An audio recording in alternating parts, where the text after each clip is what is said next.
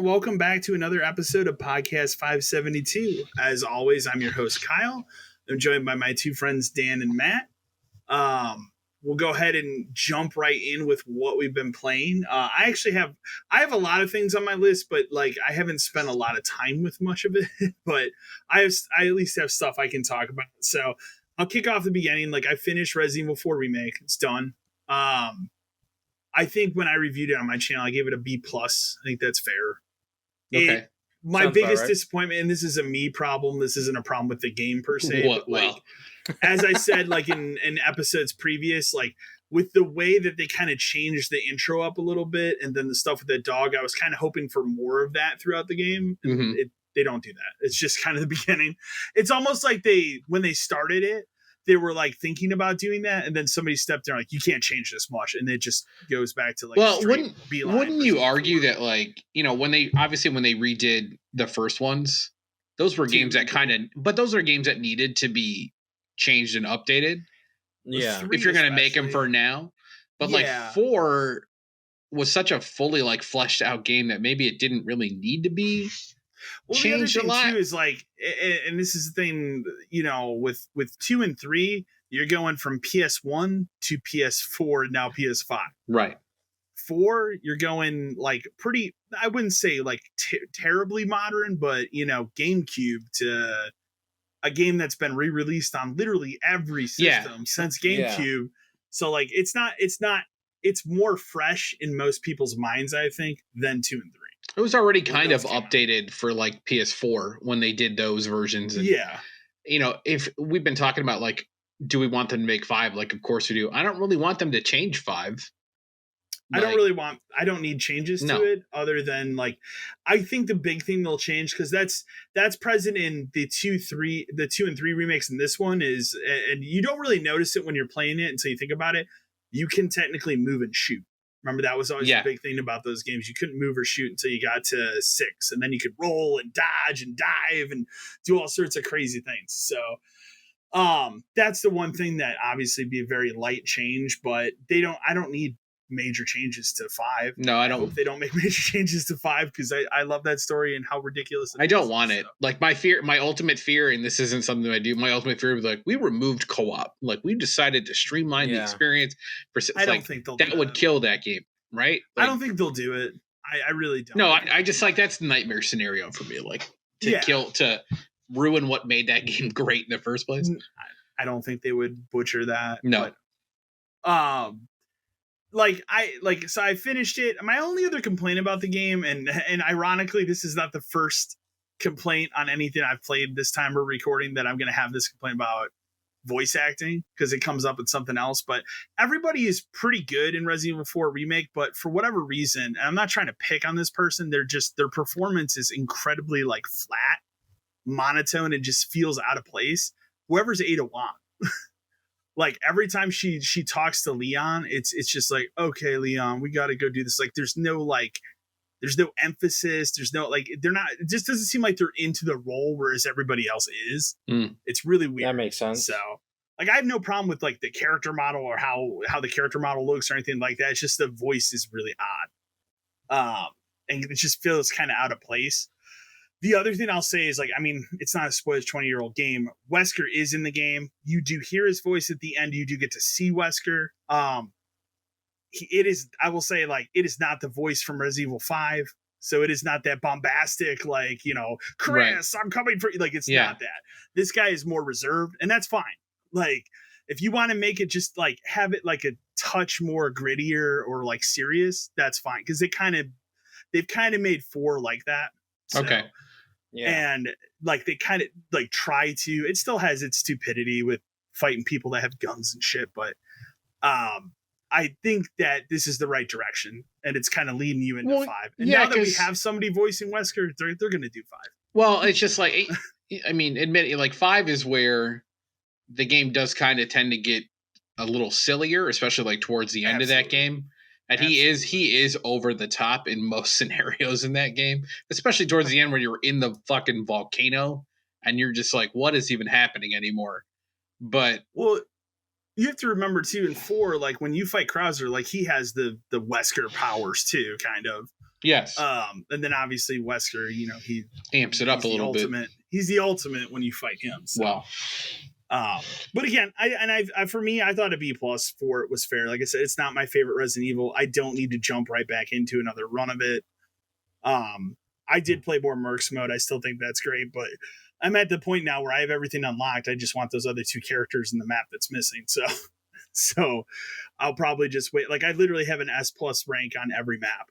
So okay, it's really not hard to do. So I'll probably I'm gonna have to end up deleting that because Star Wars was confirmed 147 gigabytes on console. That so, unbelievable. I got to make room for that. I told my girlfriend today, I'm like, "Are you playing Arkham Knight anytime soon?" She's like, "No." I'm like, "Good, because I got to delete that." Just like I need to have 150 gigs free for this stupid Star Wars game for a single player Star Wars game. I don't get it. That's insane. So I'll have more to say on that next time we record because it's out next weekend. But God, I keep forgetting that's out soon too. Insane. So I mean that pretty much wraps up Resident Evil 4. I just hope we remake Resident Evil 5 now. I played 1 round of the Vampire Survivors DLC. It's more great Vampire Survivors. It has new characters. The new map's pretty cool. That's really all I have to say.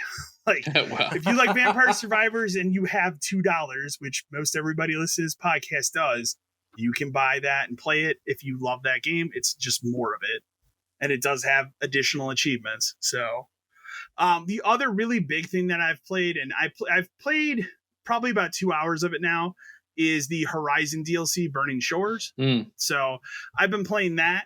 Now that I've played it, I completely understand why they decided we're not putting this DLC out on PS4, because especially the opening of it, because basically how it opens is, unfortunately, it opens on a bummer because the first cutscene is you're talking to Lance Reddick. Yeah. So it's got to be that dude's last performance. And then it's like, you need to, so the gist of it is like, remember in that game, there was like those 12 Sentinels you fight at the end? Yeah, we talked about it. There's actually 13. Of course there are. There's one that you didn't get to, and he's out in LA, in the remnants of Hollywood, that's called the Burning Shores. Okay. So you have to go out there to basically take him down. And so you fly out there, and that's where like when you fly out there, it's a cutscene like in the beginning of it, and then it turns into like the game. But you get to fly through the clouds, and it's the technology they're using for the clouds is my understanding why this couldn't be on PS4. Okay. And it's pretty ridiculous. Like it's pretty realistic, but like this DLC, I mean, the game was already stunning looking. This just looks somehow even better than the base game. Well, made for PS5. Exactly. That's the goal going forward, is things that are made for PS5 are going to be better. Even when, it looks incredible in the first place. It does for sure. So basically you get out there, there's like this tower thing that's shooting beams of light, and it hits the little bird thing you're on, and you kind of fall. And then you meet up with who I would describe as the Aloy of that side of the continent. Okay. So it's what is her name? Her name is Seika. I think that's how you say it. She's just like you. She's one of the Quen, if you remember, like that specific. Okay. So she's one of the Quen. She has a focus like you. She's very much like looking for answers for the Quen on her side, but they've kind of like outcast her as well, because they do not like that she's using the focus. They don't like that she's and because of that, you kind of become buddy with her, and she's kind of like your sidekick for this DLC. So she's following you everywhere you go. There's different like puzzles where you'll have to like make a way up a wall, and so she can get up the wall, and then she'll make part of the way up so you can get up the other side of the wall. That's kind of neat, though. Yeah, and it works really well. Yeah, so I'm into that. I don't have much more to say about the story. Like, you're literally just hunting this guy. Sure. So I don't really have much more to say on that. I mean, the combat's still good. They upped the level cap from 50 to 60. I think they did the same thing with that Frozen Wilds. I think so. Whatever that was called. Yeah, because I played that right before I played the last one. Yeah. So it's kind of a similar thing. They add some new moves and stuff you can unlock with it as well. But I've had a blast playing it thus far. I'm just not very far into it yet. Yeah. I actually played a little bit before we recorded right now. The next thing I tried, and I put a pause in it because this game is 100% co-op, unlike Gotham Knights, where you have to play a 3-hour tutorial. The tutorial here is like maybe 20 minutes, and that is Minecraft Legends. Yeah. So, Okay. and I know my girlfriend is going to want to play Minecraft Legends. So I loaded it up the other day because I'm like, all right, let's just see what it is, how it works. I'll say just the like 20 minutes, half hour I played of it. It seems like another very good use of the Minecraft license, kind of like Dungeons, was a Diablo for kids. This is very much like a strategy for kids. You know what? It controls really well. Yeah, my son really wanted to play it, obviously, because it's Minecraft. Yeah. So I was like, all right, sure. And I downloaded it. I told him, like, hey, that Minecraft game comes out today. Let's download it and play it. He messed around with it. Like, it's definitely a little bit more advanced than like even Dungeons was, because like you definitely there's more stuff to do and think about.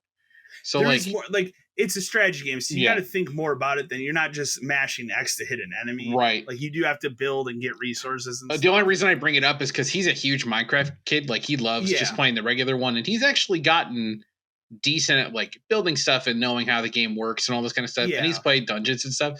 He is checked out of Legends. He's like, nope. Okay. No. He told me he's like, be for like the older kid on the spectrum from Minecraft. I don't think it'd be I think so, like for sure. 4 or 5 range. He was just like, Dad, you can delete that. It's like, okay.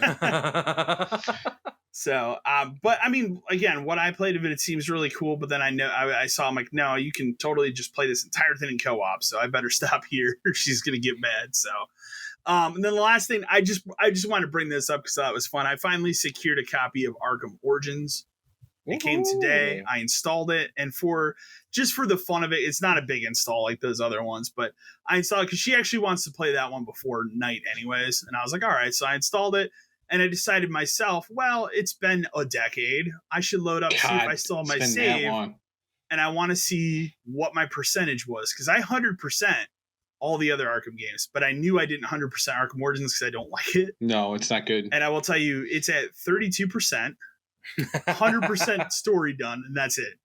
Well, yeah, so I mean, I bounced off that game real fast. And between that and when you and I played that like one great multiplayer match, we played. You were Robin and we mopped the floor. Yeah, we played multiplayer. I think I want to say for like a couple days when it came out, to get to the point where we could, because one of us would be Batman. All we wanted to do was to play as Batman and Robin, and we got so. And for anybody who doesn't remember that game or know how that game worked, like the multiplayer is so weird. Where there's a team of Batman and Robin. There's a team of Joker thugs and there's a team of Bane thugs. And even if you're playing together with someone in your like party, it doesn't matter. The thing like randomly selected out of the 8 people who would be what. Yeah. So it's like you couldn't queue up, and I get why, because everyone would just want to be Batman or everyone or Robin or whatever. So I understand that aspect of it. And so we decided to give it a shot, and we got so lucky the one time where it rolled it spun the wheel, and Kyle got Batman and I got Robin. That is like the exact pairing we wanted too. Yeah. And we actually got into a full game. And we just destroyed everybody in that match. Got a couple achievements that are very rare. I got one of the weirdest, like hardest, rarest achievements in that game, because it was like take out 3 people in 10 seconds in 3 different ways or something like that. But I didn't even realize I got it until it was over. And I think I told him, like, oh my God, like I got this absolute bullshit achievement somehow. And like none of those are obtainable today because the multiplayer is super shut down. I remember we did that and had a lot of fun. They really should have made it where like you could have played against bots.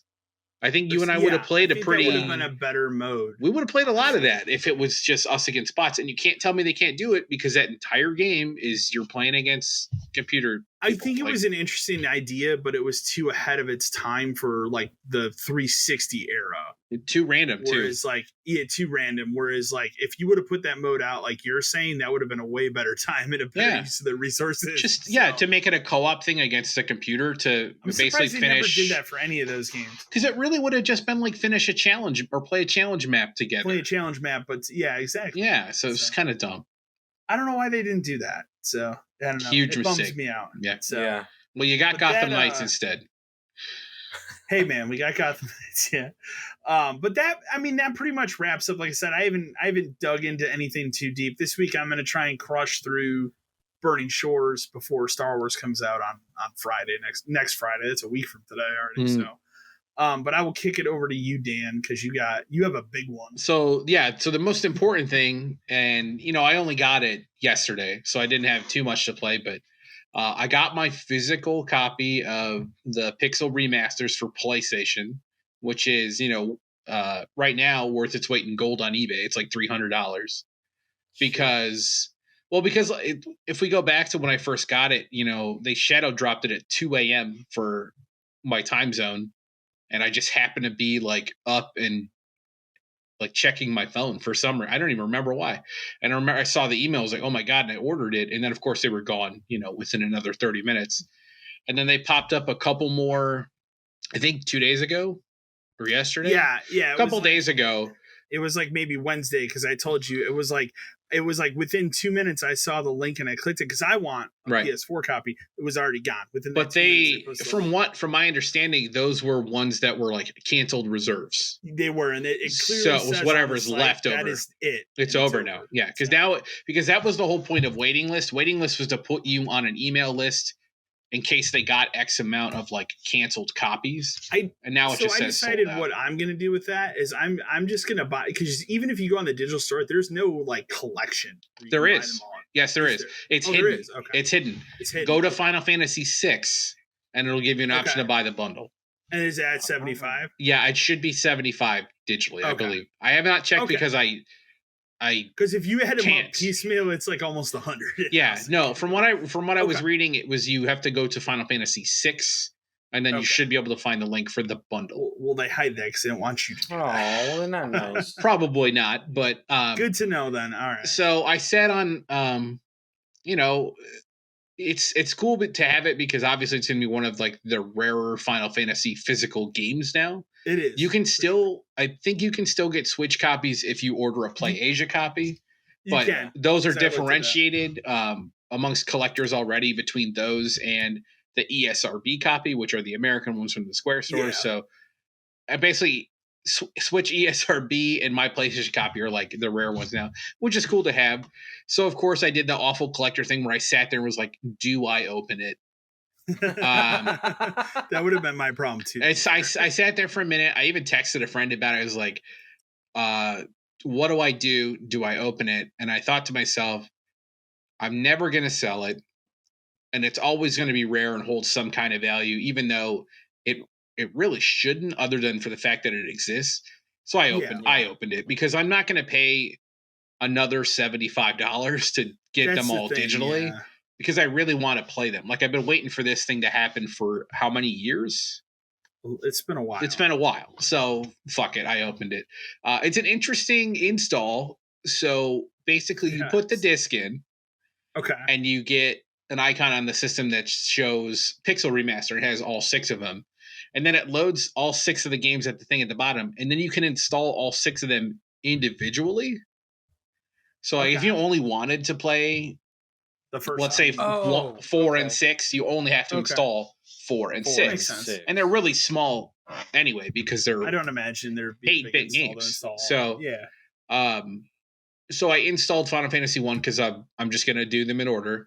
So now it's weird because now I have a Final Fantasy 1 icon and a Final Fantasy Pixel Remaster icon on my thing. Oh, okay. So and of course I have to have the disc in to play it for obvious reasons. But so yeah, I played Final Fantasy 1 for like probably 3 hours yesterday. The font option, it exists where you can do like the classic one and it's better because it stretches it out and it looks appropriate. You can read stuff. It's great. Okay. It also has, I mean, these Pixel remasters aren't new, but it has the quality of life stuff where you can, it even has better ones than like other games have had because you can have 4-time experience, 4 times gold. These were things that I believe were patched in after they released on Steam. They exist on Steam, but it's just nice to have because even like the 7, 8, 9 always had like the speed up, all that kind of stuff. Which makes replaying those much this literally has 4 times XP and 4 times gold. Which takes away the grind. Because realistically, other than that, I would just have to fight. Either, so. No, it doesn't. Thank God. Because I turned it on for Final Fantasy 1 because, although I'm replaying through it, I might as well do it because it just saves me a quarter of a time. Otherwise, I would just fight 4 times as many battles. I have not used no encounters because you can do that because I don't I don't think you Well, if you're should do trying to that. level up and stuff. Yeah. Well, and if I want to play through the game, I don't think I need no encounters. But exactly. there is also auto battle, which is nice, where it just executes the last commands you put in. So if you just want everybody to attack, you just hit square and everyone will attack. But if you have like the white mage cure and you hit auto battle, the next turn they'll cure again. So it just remembers what they did last time, which is a little weird, but it's fine. It's a little weird, yeah. Yeah, I played like 3.5 hours of just based on the last time I fully played through the game was in the Game Boy Advance era when they released like the special versions, which again, this is not what these are, which is kind of a bummer and it's kind of not, but I don't know if I've ever played through the first two. I played through 2 is bad. Like, so you probably never played 2. I played through 3 when they did that like DS, like that was actual. That was the first time you could get it. I played through that. Obviously, I've played bits and pieces of 6, but I've never finished it. I don't think I played 5 either. Like my biggest, obviously, getting into the series was 7. 5 I did on Game Boy Advance, just because that was when they did 1, 2, 4, 5, 6, and those are like in my opinion, those are the definitive versions of Final Fantasy. What's the issue with 2? Like, why is that one? 2's got a really bizarre level up system where it's based on what you do and how often you do it. I'm assuming that's the only time they ever did that. So yeah, pretty much. So it's one of the black. So like, if you want to make your tank's HP go up, you attack him. You attack him. That's the more damage he takes, the more his HP will go up when you level up.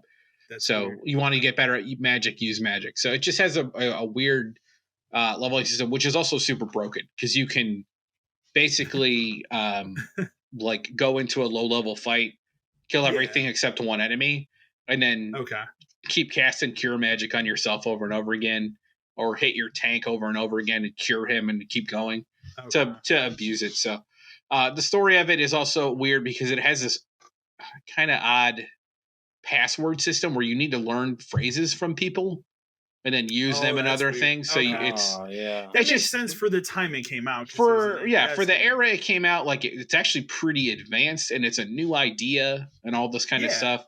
So it was interesting. It's just going against even the game before it and then obviously the ones after it. It's the odd one out of the series. But the plus side is because these are just the pixel remasters from Steam.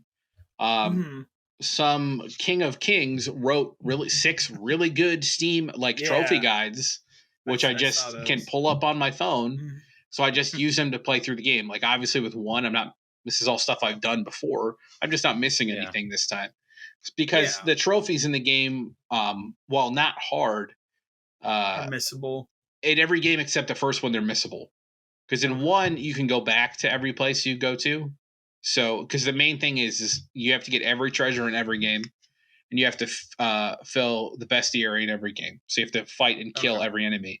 In later games, like 4, just as an example, there are places you cannot go back to because they get locked out and stuff. So if you miss an enemy that only shows up there, you get to play the whole game again. So I don't want to miss. Made a save there. Sure. Does this game have like a? Do these? I would assume that has this because it's kind of the standard for these remasters and stuff. But does it have the save anywhere? Quick save at any time. You can quick save anywhere. Okay, cool. Anytime outside of dialogue or battle, extremely which helpful. Is necessary these days for these games. Absolutely. So I'm playing through 1, and then I'll probably go straight to 2 and just finish that. My hope is, obviously when you get to 4, 5, and 6, we're talking closer to 40 hours a piece. Yeah, they're longer. Especially since I have to do everything in them, even with a boost on. That's still going to take a while because there's a lot of stuff to do. Sure. Especially when you get to 6. 6, you have to get every Magicite piece, like Esper Summit thing. Okay. Which some of those are missable. There's a whole bunch of shit you have to do, but obviously it looks great. Like playing Final Fantasy 1 redone on my my 65-inch TV is really good. Did they remake or redo the music at all? Or there's you can pick original or arrangement. Okay. Yeah.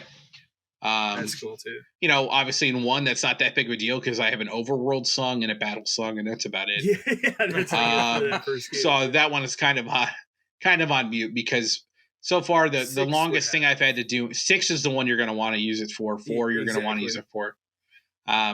Yeah, the most of the time I've done in 1 so far is just running around in certain areas trying to get certain enemies to pop up that are rare, and like that's the hardest part I've had to do. But I'm super excited that this happened. Like, you can now play 1 through 10, 12, 14, and 15 on PlayStation. So need to do the 13. we need my 13 trilogy. 11 gets a pass because it's an online. It barely exists There's anymore. No way. And obviously 16's coming, and then so really the two things the two things we need are a 13 trilogy, which has got to be at least talked about at this point, right?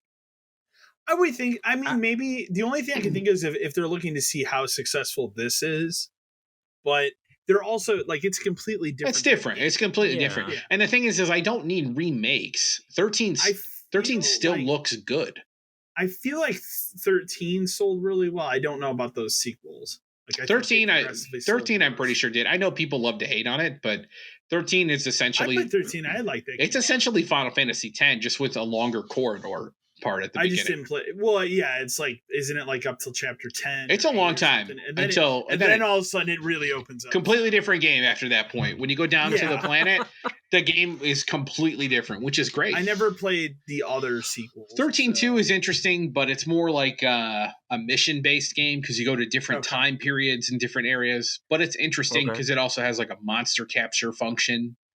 And then Lightning Returns is like Majora's Mask. Completely fucking out of It's just you have 13 quote unquote days in game to finish the mystery, but that's a dress up. That's like 10-2. It's a dress up game. It's just meant to be fan service. Oh yeah. I can remember that because you only play as Lightning, but that game, the battle system in that game is fun. It's really good, like switching between the modes and stuff. So we need that. And then the last thing I need have to do that is because tactics. All 3 of those are backwards compatible on the Xbox. Yeah, Lightning, all the 13. And again, I don't need a remake. I just want a remaster. That's all they need to do. And it just has to be cleaned up and, like I was just saying, run it. It still 13. I mean, obviously 2 and Lightning Returns were made with different teams on different budgets, but 13 still looks really good to the point where people are comparing that game to 16 right now. Well, and you could make an argument that 13 looks better than 16. Well, the thing that's funny is the best way to play 13 now is on an Xbox emulated because it runs at a solid 60 now. If you have a 1X, because they got boosted, Series X, right? Because it got the frame rate boost. I mean, I just went through the PC version notoriously has like CPU limitations. Yeah, that game is broken on PC. But I just went through the trouble of tracking them down for PS3 and. Part of the plan with these 1 through 6s is to finish 1 through 6, go back and platinum 7 remake because I never did that. And then work on the rest of them to get back to there. And maybe by the time I finish platinuming 12, I played 13 on PS3. I don't know, but it's great to have. No way you're going to finish that before 16. So. No, and that's the thing. Is how many of this Pixel Remaster can I get through before 16? Because 16, I think I already told you, I'm taking that day off of work and just playing that. So it's looking great. Yeah, so I've that, and then that's what I'm going to play later, and all weekend I'm just going to work on this. And then the only other major thing I've played, because I wanted something different, is I played Far Cry 5. I started up because I never oddly enough, Matt, you've been playing it too. Yeah, buddy. I never finished it when it came out. I think I only ever did part of one of the 3 regions on Xbox. Okay. And I love 3 and 4. Those are both good games. At 5, I was into it. I put it to the side. And now that it's on Plus, I was like, all right, we'll try it again. Well, and the important thing to note is they did that 5th anniversary update, so now it runs at 60 full 4K. That's why I wanted to do it now. New systems. Yeah. So I played through that game. I really like it. It is, even having not played a Far Cry game in a long time, it does suffer from just being more Far Cry. It is just the same concept, and it shows you how much it really hasn't changed at all. I think you would really get to that type of fatigue if you play 6.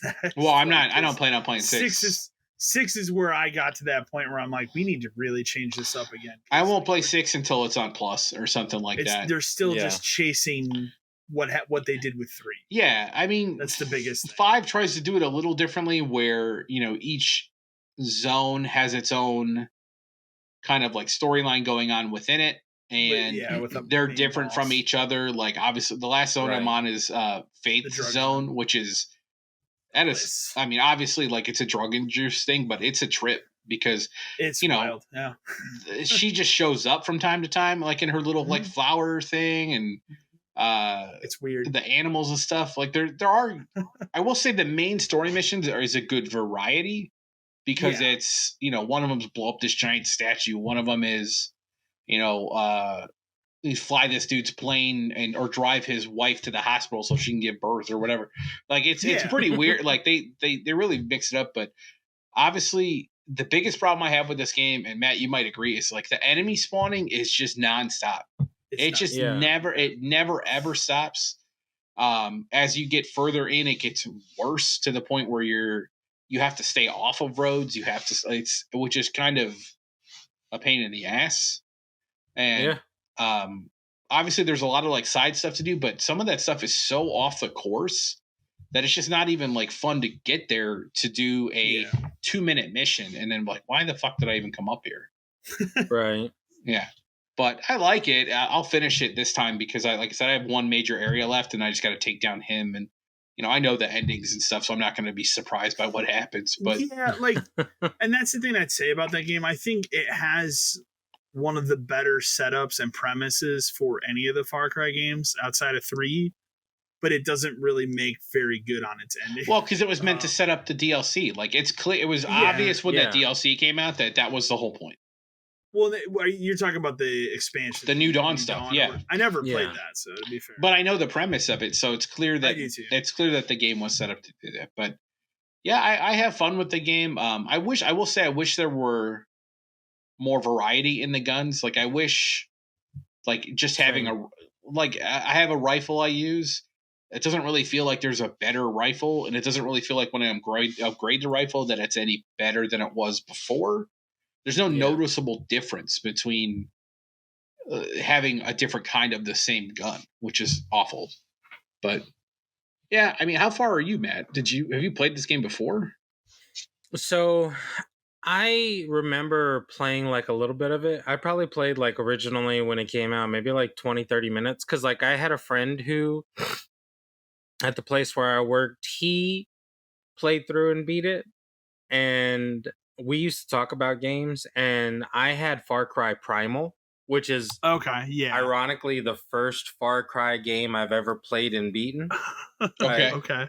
Because that's a good game. For me, I like the idea of using like old school stuff, like the bows and the shit like that, like things that I just don't have to blow shit up all the time with, rocket launchers and all that. Yeah, the bows I still like the bow a lot in 5. Yeah. So, like, I bought Far Cry Primal because I thought the idea seemed really cool, like, you're back in the fucking, like, prehistoric era, like, chasing shit around.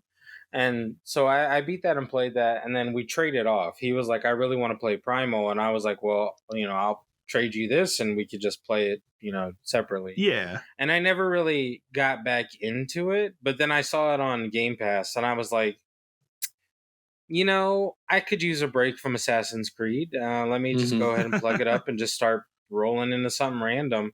And I'm not like super duper far. I keep getting, so when you're talking about the side missions, that's my problem right now. There's a ton. I keep finding myself buckled down into side missions, which is, I'm now trying to work my way back into the main part of the story. But that's my biggest problem is like, I keep getting bogged down because it's like, you're driving down the road and all of a sudden it's like, oh, there's a cult tower over here.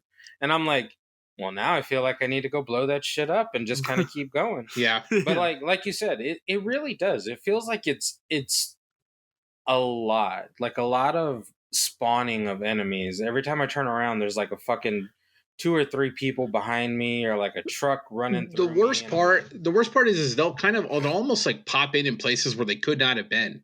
Like 10 seconds ago. It's like you'll be running down a road and then something will make you want to turn around, and then all of a sudden there's two guys behind you. You're like, where the fuck did this come from? And there's constant like, I don't know about you, but I think bears are now extinct in Montana because of how many I've killed in that so game. many of them. Yeah. They're just everywhere all the time, like Wolverines. Like they're just everywhere. Was that the first one that had the eagles that would attack? No, I'm pretty sure 4 had eagles and they were worse. I was about to say, I think 4. And they were worse than that. And this one, they're not that bad, except for the missions where like I had to climb up a mountain the other day, which is just a pain in the ass. Then you get up there and there's like 10 of them fucking flying around.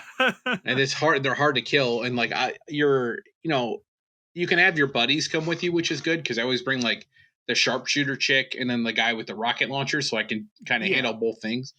And they can't. It's hard for them to follow you up this mountain until at one point they just appear next to you. Oh, here we go. The game makes a lot of concessions about that kind of stuff. It does. The only missions I really enjoy doing from like the side are like the prepper things. I wish they would have done those more puzzly, because some of them are just like find this switch and turn it on, but other ones are more interesting. I really wish they could have done more with that. And then I like the cult outpost stuff just because it's fun sneaking around doing stealthy stuff. But the story's good. But again, one of the missions is like this guy's on top of the hill and you just have to make your way up to him. The other one is fly around and try to shoot down this guy's plane before your plane gets blown up by the 3 other things that are following. You're just like, my God. Yeah. So it can be a pain in the ass, but it's a good game. But like you said, there's no way I could play 6 within the next like year. Oh no! Like I mean, even for me, like playing that, would have been 3 years in between. And I keep in mind, like I didn't play New Dawn or anything, but the problem with that franchise is they just oversaturated the market with it.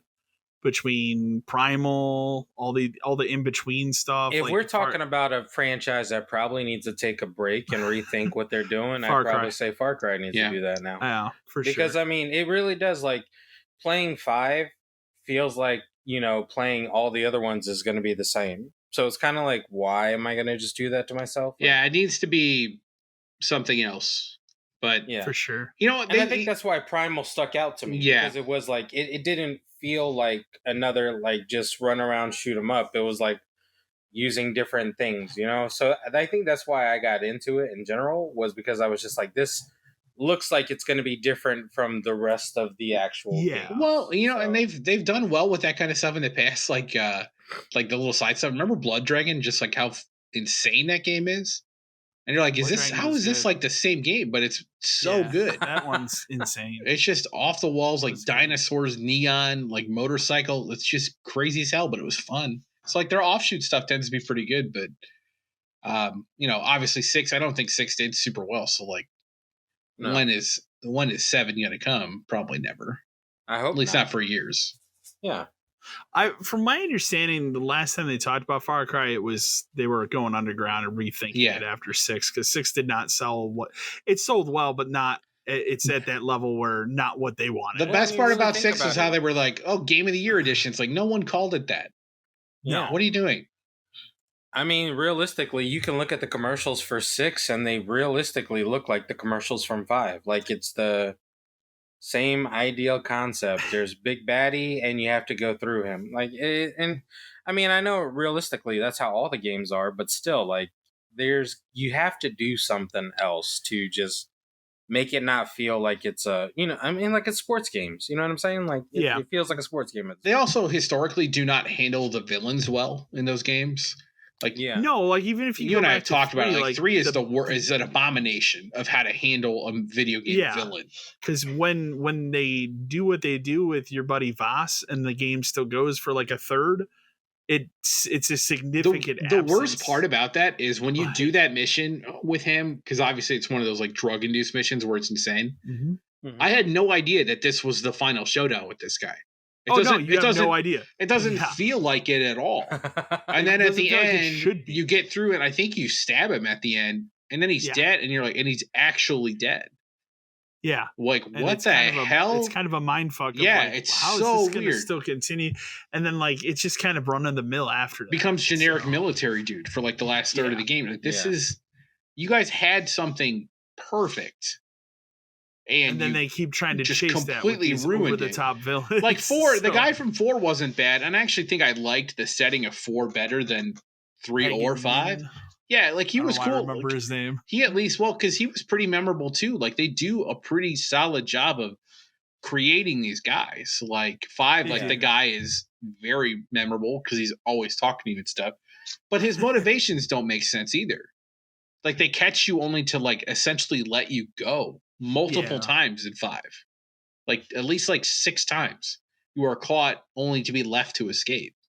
So it's just they don't handle they build the character and then they just destroy it halfway through the game. They do. Yeah. Agreed. That wraps up what you've been playing. Oh, Dan? And more Nazi Fury. And then I was gonna say that's the only other thing you've been playing is that Nazi furry game. Yeah, man. I number one, I enjoy puzzle games, and number 2, I enjoy raunchiness. So I mean, it's the best of both worlds. I got my copy of Advance Wars the last night. It showed up a day early, but I've installed it, but I have not tried it yet. Yeah, so. I didn't order it yet because it's a Nintendo game, so it'll be around forever. But I'd forgotten this was the rare like Amazon, because usually Amazon's the one that's like fucking me over, but for whatever reason, this was like shipped Monday. And I was like, that's weird. Why would it ship so soon? Right. And then it literally sat at a sorting center for 2 days. And then they were like, I guess we can just deliver it a day early. And it showed up yesterday. So, and I'll also put out there, showed up and then sat on my porch during a horrific thunderstorm. Oh, yeah. We had a bad one. The game was fine. Yeah. But the game was fine. Like, I was worried about my Final Fantasy. I was like, oh, no. Yeah. And luckily, they put it in my mailbox because it was small enough. But we can go ahead and shift gears because we have a lot of news to cover. There's some big news bits. We actually got some emails on different ones. First one I'll throw out here because they did that big Sony state of play for Final Fantasy 16. They're talking about doing another one, which I don't need to see more of the game. Another one for Final Fantasy? They're talking about doing another. They have more to talk about in May. I purposely did not watch this because I'm done. Like I am done. I didn't care. So I didn't watch the 25-minute presentation. What I did was I watched like the videos they put out afterwards of like, okay, this is how the world works. This is how combat works. You know, just to see nothing else. Yeah, Stop you showing me. Mega fan you don't need anything else. I was just curious to see how those things work. And then obviously now it's come out like the game is not open world. Fine. Which we kind of knew going into it, but this very much clarified. It's okay. It's like a map mission system almost. Like if you look at the map. Well, 10 was like that. Where you're gonna go. Yeah, and that's that was like 10. I have no problem with that. You have no problem with that, but obviously some Final Fantasy fans are upset after 15 was very clearly an open world. 15 was and it wasn't. Like it was still kind of gated where early on in that game it was like locked. You can't go this side, and then it was kind of locked. You couldn't go this side, and it was an open world, but it didn't have a ton of stuff to do. Like there were dungeons and stuff and certain missions, but I don't think Final Fantasy needs to be an open world game. I also think that term doesn't mean the same thing it does anymore. It doesn't. Yeah, it doesn't. But like I said, at the same time, like that's why I was surprised when that was over and they were like, we're going to do another one of these to show more of the game. Like, why? Like, I understand from Sony, like they're literally treating this like a first party title. Well, which is fine. Kind of is. So it kind of is at this point. Like it'll eventually come to PC, but it's not coming to Xbox. Do you think? That, yeah, so. It's fine. I don't think it does at all. No, it never will, and that's fine. It doesn't have to. Anymore. No, it doesn't. So, and then the next news article I have, and this is why I was very careful earlier. Like, obviously, I said like I have no problem with the actress that voiced Ada Wong. I just thought her performance, like the voice acting, was kind of flat. But apparently, she's been harassed on social media. But the reason she's getting harassed, I don't think, is even her performance. It's because fans do not like how they changed her outfit. I know. Like, come on, man. She's not in the dress, man. Now she's in in like what I would call a sweater dress, right? But something arguably more appropriate for what she's doing. I mean, it's probably a cold environment up there. So I had no problems as I played the game with that aspect of it. Like, I don't think anybody should. So it's not that big of a change. Why would you pick on her? She has no control over. She had no control over that. She like she didn't go to the people making Resident Evil 4 and be like, I want you to change my outfit. Like, put me in a sweater dress because I want to be chilled. They're wearing those weird suits with the golf balls doing motion cap. They don't know what those. They don't know what they're going to be looking like. That's my only issue with people online is sometimes they gun for stuff that there's really no reason to gun for. Like, that's so stupid. It's stupid. So, but yeah, and again, it just goes out like don't harass people. It's the anonymity, like it's the but assholes. Like none of it's her fault. Like, sorry, they cast her in it. Like, what did she? Leave people alone. This is the same crap that happens when. Remember when it happened with like the Star Wars movies to that one woman where they just like people would just harass. It's like, God, dude, like, sorry that. A person in a fantasy movie character, it's just. I mean, like I would tell you again, like I'm not a huge fan of the new trilogy, but there's no reason to go harass. No reason to hate people. It's not their fault. They're doing their jobs. Yeah, like come on. They're not the ones that made the story decisions there. You know, so.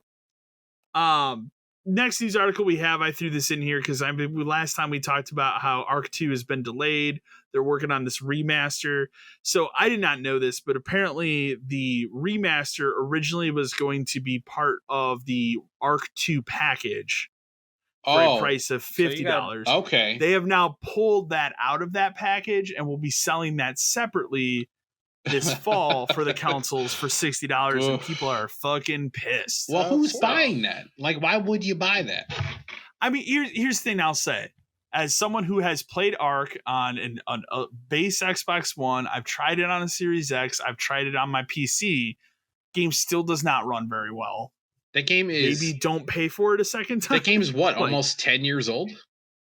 Maybe just wait for Ark 2. And see if that runs any better. At this point, why wouldn't you just wait for Arc 2? I don't understand. What I'm gonna. I don't need a remaster of it. But again, people are pissed. But I mean, it makes sense though. Like if you originally promised that and then decided, nah, fuck it, we're gonna take it out and sell it separately for a price that is higher. That is wild. That is not a good look. So. I threw this in here just because sometimes like when they have these different indie events and stuff, there will be a game that kind of sticks out that's kind of cool. There's like one or two. Yeah. This is one that's pretty cool. It's coming to Game Pass at the end of May. It's called Far World. It looks kind of like a space Terraria. Oh. Which looks pretty cool. You can build your own spaceship, go to different planets and stuff, but it's all 2D. It's not 3D like No Man's Sky or something like that. Okay. So I just threw it in there to bring attention to it. It looked pretty cool. Neat. Yeah.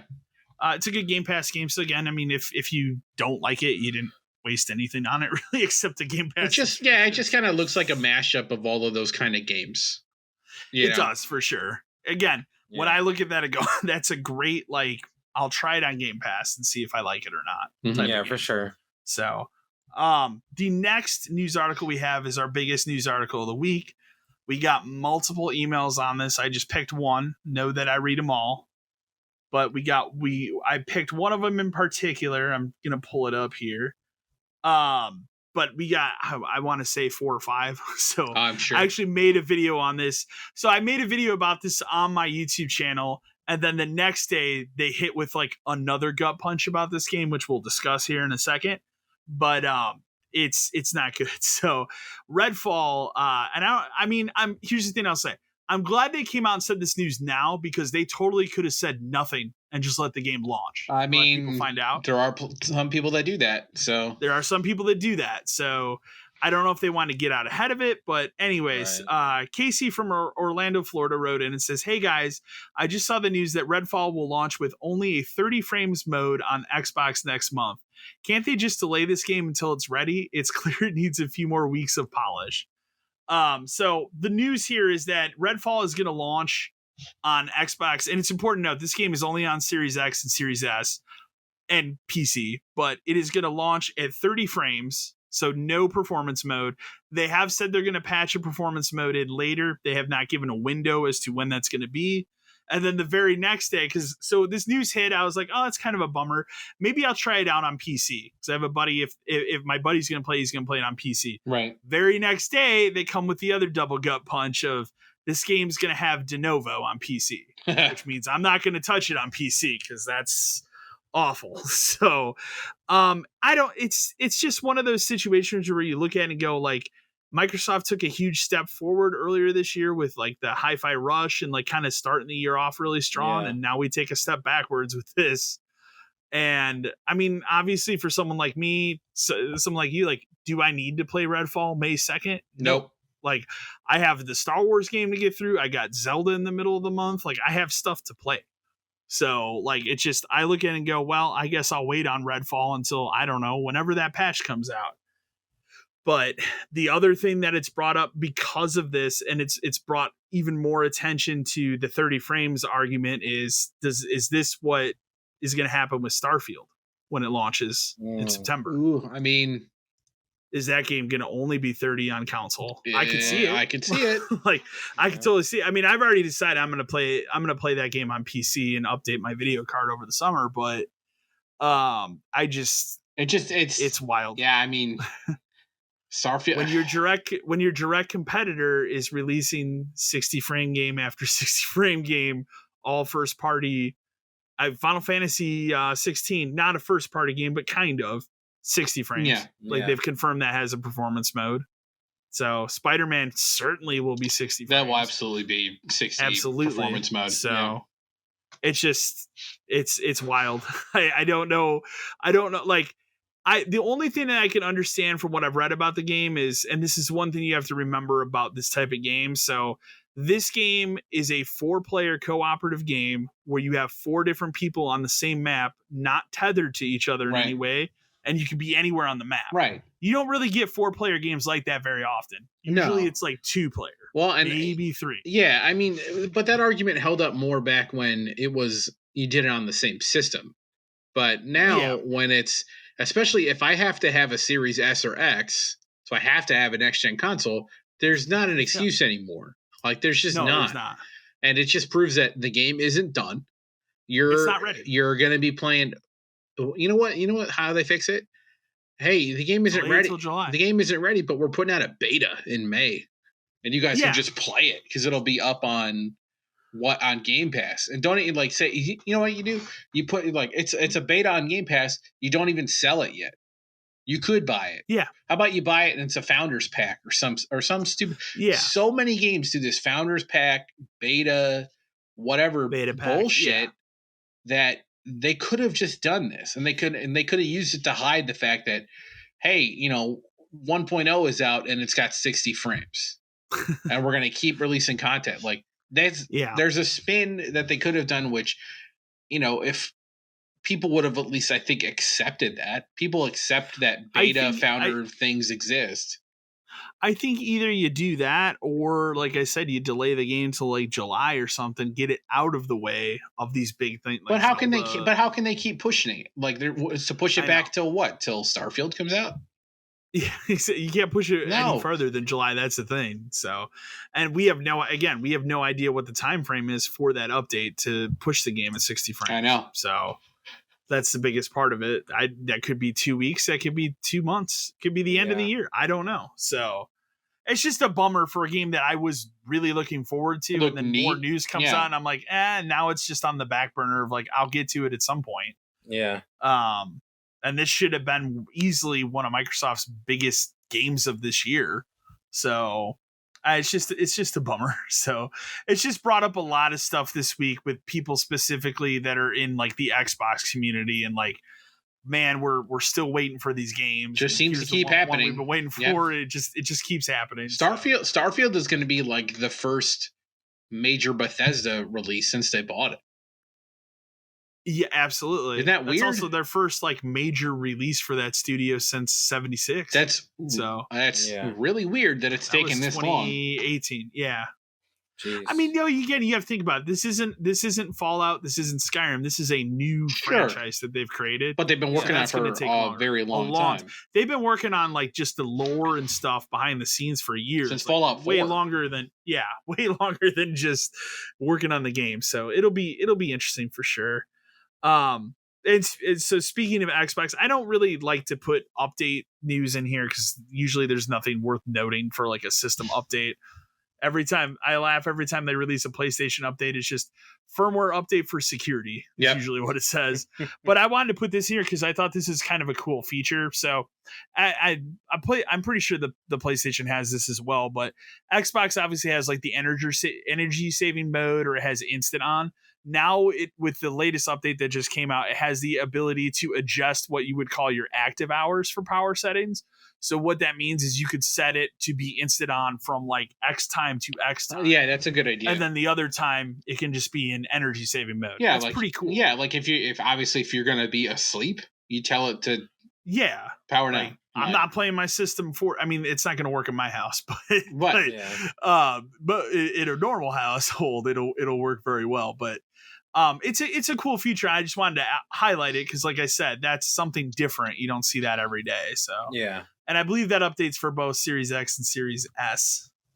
I don't think they said. Oh no, Xbox One users. I think it's for everything. Yeah, that's pretty cool. So, this we get. So next news article, we also have an email on. I think this is pretty cool, and honestly, I think it's a smart idea.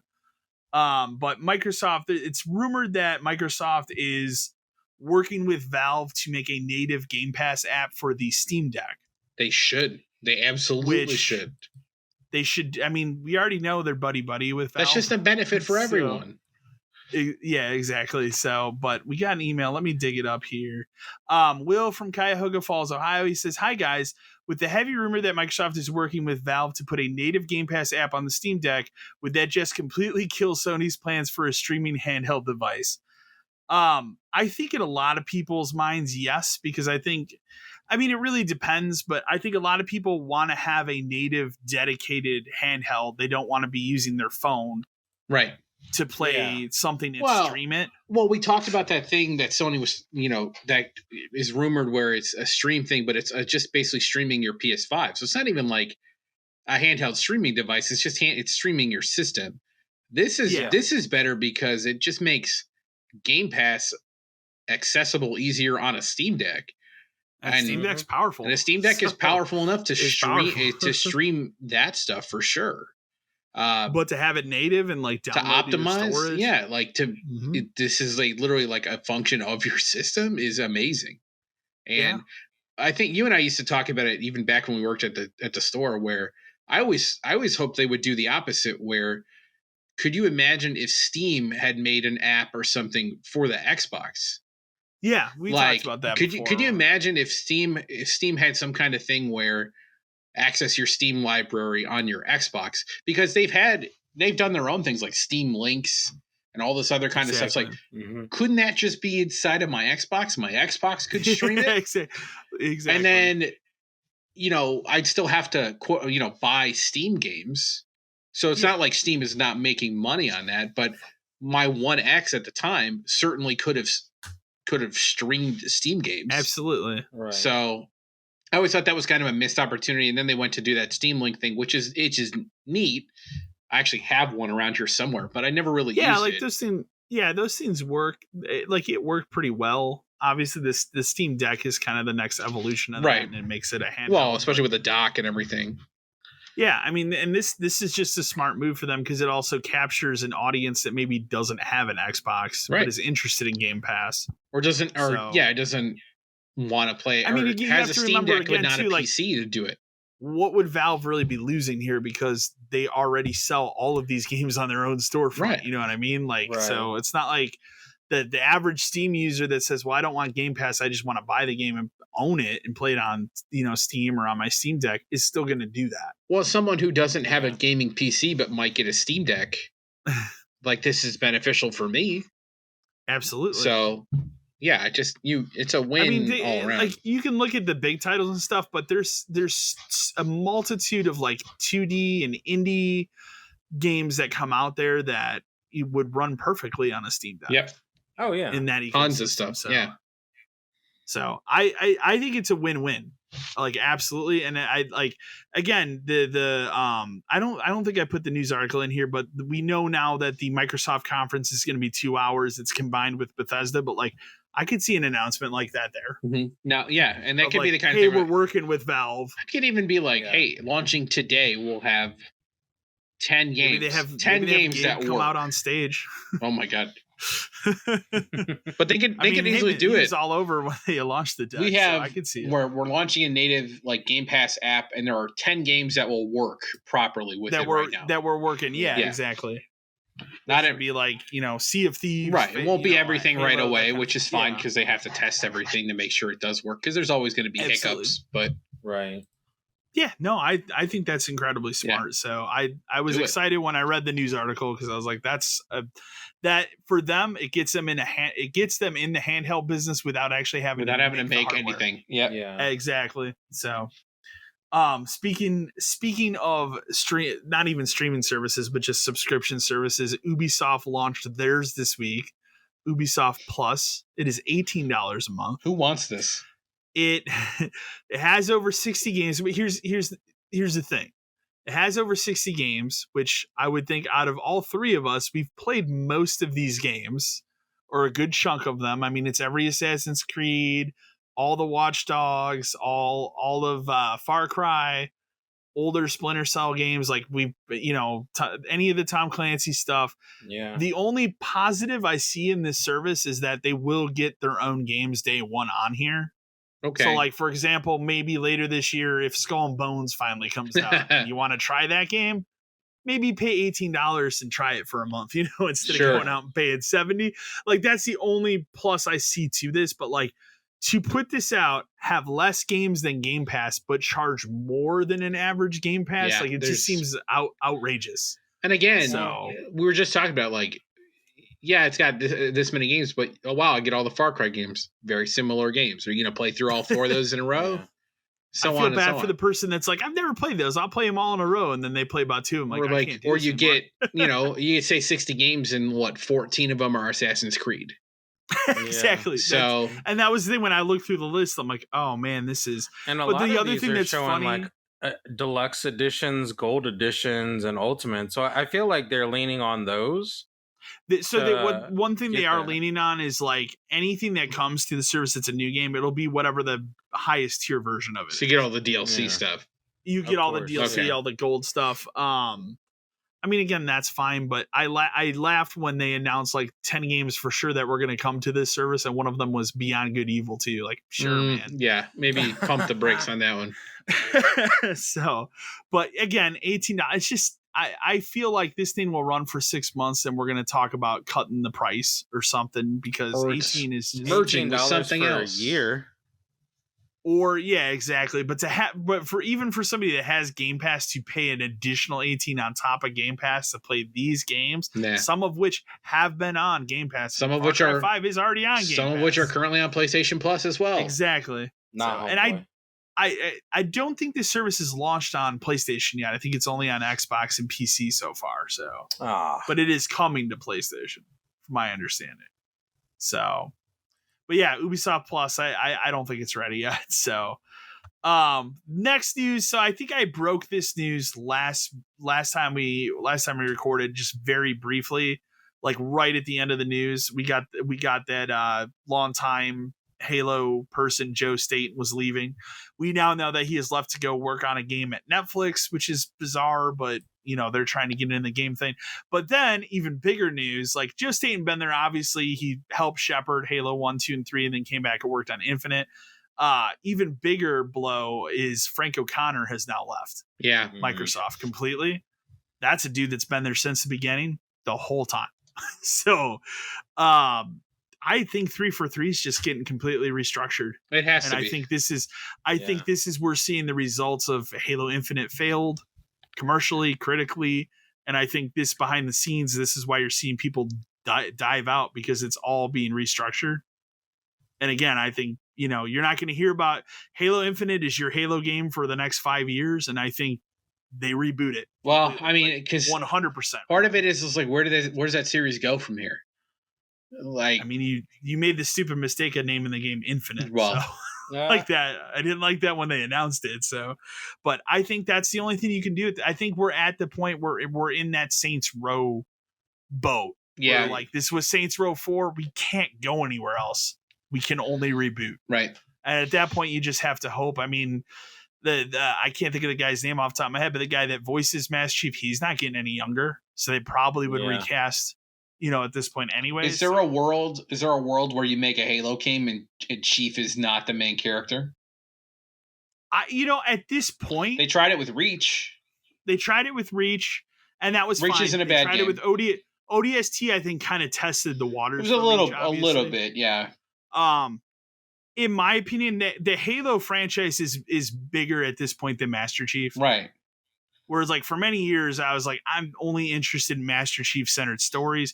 Then we got ODST. We got Halo Reach. We got multiple books and comics and stuff that have told stories without him. We got Halo Wars. I think you could totally reboot it and have it be completely different characters. Kind of in maybe mention Chief and have him come later. Yeah. Or it's one of those franchises where it's kind of run its course the way it is, and because it is set in such a giant content rich universe, like I don't think he needs to be the focus anymore. Like I don't think he does either, sadly. But then you fall into a problem of a game like Mass Effect, where obviously after 3 Shepard, we were kind of done with Shepard. So, but it's okay because Mass Effect is about the universe and there are stories we can tell. And then they chose a really shitty one to tell. Exactly. And now they're like, we got to go back to all those other characters. Now we got to restart. Exactly. So, I think there is room for that. And obviously, if it's going to be 5-6 years before we even sniff Halo. I don't think you hear anything about a reboot of Halo for at least until like the tail end of this console generation, and it's leading into the next one. Yeah. So that's a long time though. But it's a long time, but I think that's what it needs. Like, I don't think you need to put another Halo game out right now in its current state. Yeah, probably not. Lean into this next Gears game. I mean, we got to be starting to talk about that soon. I also think Halo, obviously the focus with Halo is a multiplayer game, and that's why it's popular. And Forge, and that's why it's popular. Like, lean heavier into Forge. Like, people want to do that stuff. Like they really do. But they have with Infinite, like, really made a good like, I guess, faith gesture of updating. They have a specific like Forge only playlist now where you're playing creative maps, kind of like Halo Reach had. So they're pushing that game in that direction. Yeah, but that's what people want, and like people make crazy shit. That's why people want it, is because that's what people want. Exactly. So, and that's what I want to see. So at this point with Halo Infinite, but again, still, I think story wise, you reboot. Maybe it's not about Chief this time. Yeah, I wouldn't say reboot because obviously I don't want to start over. I don't want to play Halo 1 again. Like, no, I don't reimagine. I don't want that again. But there's something else we can do. Spartans doing something else on, a different planet or something. Rather than just, hey man, we found a new Halo rain and Cortana's bad now. Right. Because we ran out of ideas. Okay, so Cortana becomes her own Spartan. There you go. She goes off. There you go. Oh, you mean it's like the TV show where he kind of died at the end and then she controls his body? We're not talking about that anymore. Oh, man, I don't even... Nicole from the Dead or Alive franchise gets pushed back forward in time. I just threw this next article in here because I thought it was cool. The Jack Black Peaches song from the Super Mario movie is on the Billboard Hot 100. I think it debuted at like 83. I caught my girlfriend coming home from work the other day listening to it. Like, it makes me laugh that like that is something else that has come out of that movie organically that is like extremely popular. Yeah. And that has nothing to do with like previous Mario. It's just its own thing, and it just shows that like the movie is huge. Like, and it's obviously huge.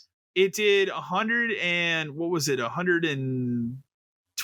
What did it do? I don't even remember. Really, it was a lot. And then the second weekend. And then last weekend it was 87 million, and they're predicting this current weekend that we're recording 45. Well, doesn't it open in Japan? And it's not out in Japan until the 28th. So that's the big thing. And they're talking about like it's clearly going to surpass and make $1 billion.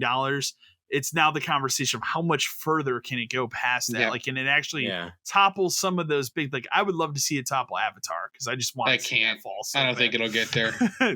So because like I could never see myself watching. I mean, I'll never watch Avatar 2, but I couldn't see myself watching the first one more than once. No. But I could certainly go watch this Mario movie 10 times. I can put this if I Mario really movie. wanted to. I can put this Mario movie on like a loop in the background while I'm playing something else, and, and I'd be fine. perfectly And I with would be, I'd be happy. Yeah. Exactly. So, we got a trio of Diablo 4 updates here coming. So the beta was obviously really successful. They're making a lot of changes to the game, specifically because of beta feedback, which is always good to hear.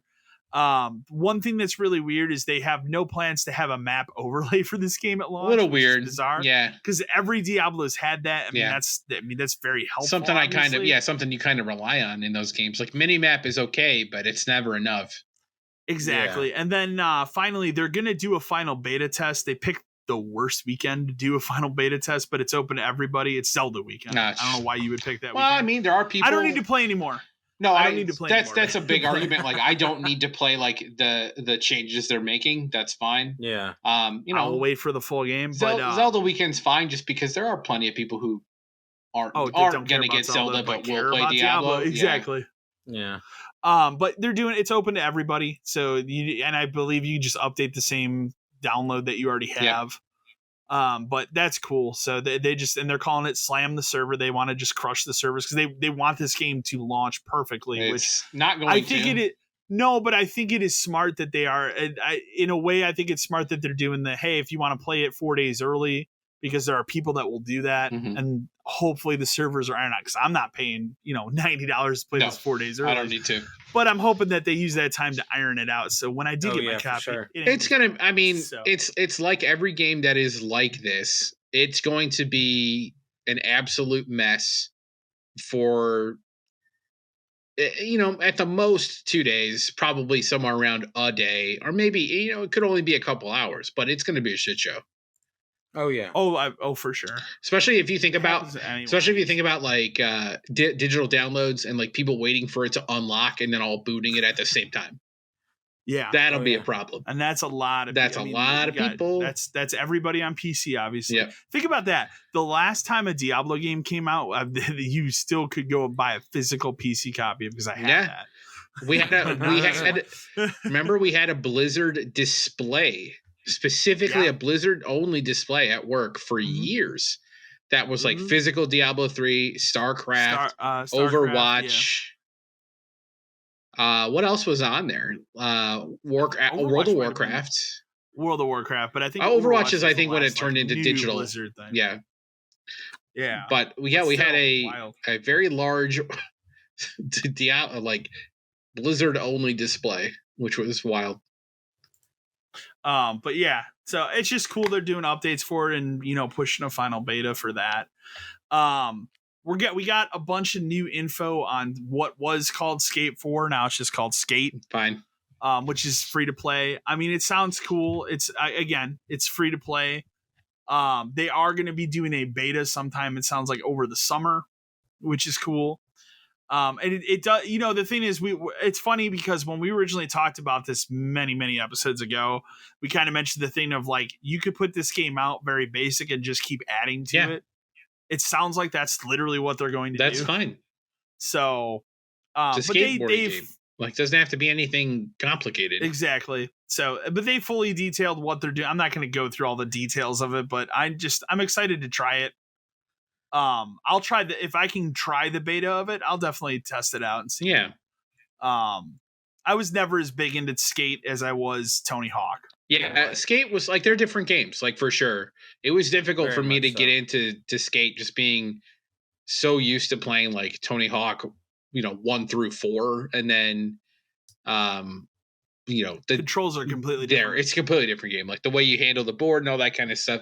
But then again, there are people who swear by it, like who are just absolutely. like, well, and you remember, like that was Skate. I would say, for an incredibly long time, was always one of the most popular games we could ever have in the store. It was that and Just Cause 2 and Skate. And it didn't matter what Skate. People would buy all of them all the time. Well, remember Skate 3 specifically was like one of the last 360 games we would regularly get brand new copies of for a long time. Yep. Because it kept selling. Yeah. And then remember when it finally, because remember that was what held it at that $20 price point. And the minute they were like, we're not making new copies anymore, that game skyrocketed to 40. Yeah. And people would still doesn't matter. do We couldn't have a copy in the store for longer than a day. Yeah. And we'd always get. I remember out of it constantly. I remember you'd always get parents be like, "Why is this game so expensive?" It's like, because if you don't buy it, I'm going to sell it in 15 minutes. That's why it's expensive. To the next, to the next kid that wants it because they want to go wipe out.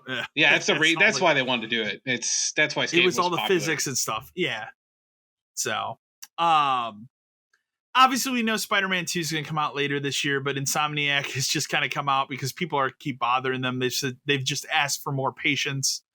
They'll be talking about the game later this year, probably over the summer, obviously. Obviously, I want that game to come out this year, but people want to see footage and people want more detail. It comes out when it comes out. I'm not going to be upset if it's all the Candyman September or November. I mean, he should never open his mouth.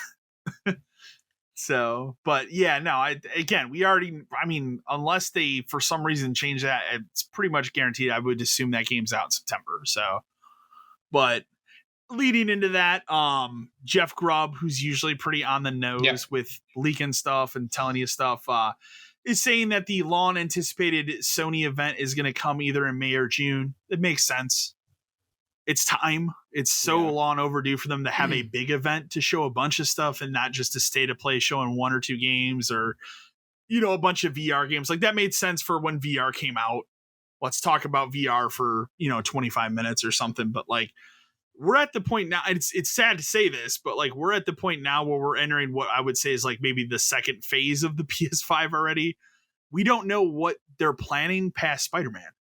Well, yeah. I mean, you can guess like, hey, they're making Last of Us Part 3. That's very clear. It's clear they're making another Horizon, but like, there's got to be an Uncharted something in there somewhere, right? You would think. Like as someone who likes them all and like admits like after 4 the series is kind of done, they can't just let that die, right? The series is kind of done, but like without spoiling it, there's a clear direction they could go. Right. But they can't if they wanted to. You can't just let that series die. It makes there's other characters. Right, but you just made a whole fucking movie based off of it. Like clearly that's what's weird. Clearly you're not gonna let it go. And I think, I don't know. At the same time, Konami makes Castlevania animes and doesn't put out games. So maybe Sony doesn't care. But Konami's, they're insane. So it doesn't, who knows what they do. Hey, Sony's putting out a Gran Turismo movie this summer. So, oh, Lord. But I don't know. We don't know what else. That's what's weird. Like it's just like you think Spider-Man and then it's just giant question mark. Like what is next? Like, is there anything else? Like, typically speaking, they don't really have a big fall. Usually it's always spring. So like, what is next spring? What's your big February, March? They typically try to have something that is like end of November, December. Like one thing. But I think this year it could just be Spider-Man. Which is okay. And that's fine. It's fine. They're going to sell so many fucking That is a big enough so game many to do systems. That. Yes. Like that so is many systems. If you're going to have a game do that this year, you probably should just say that's November, December. Here's another thing I'll throw out there. Make a controller.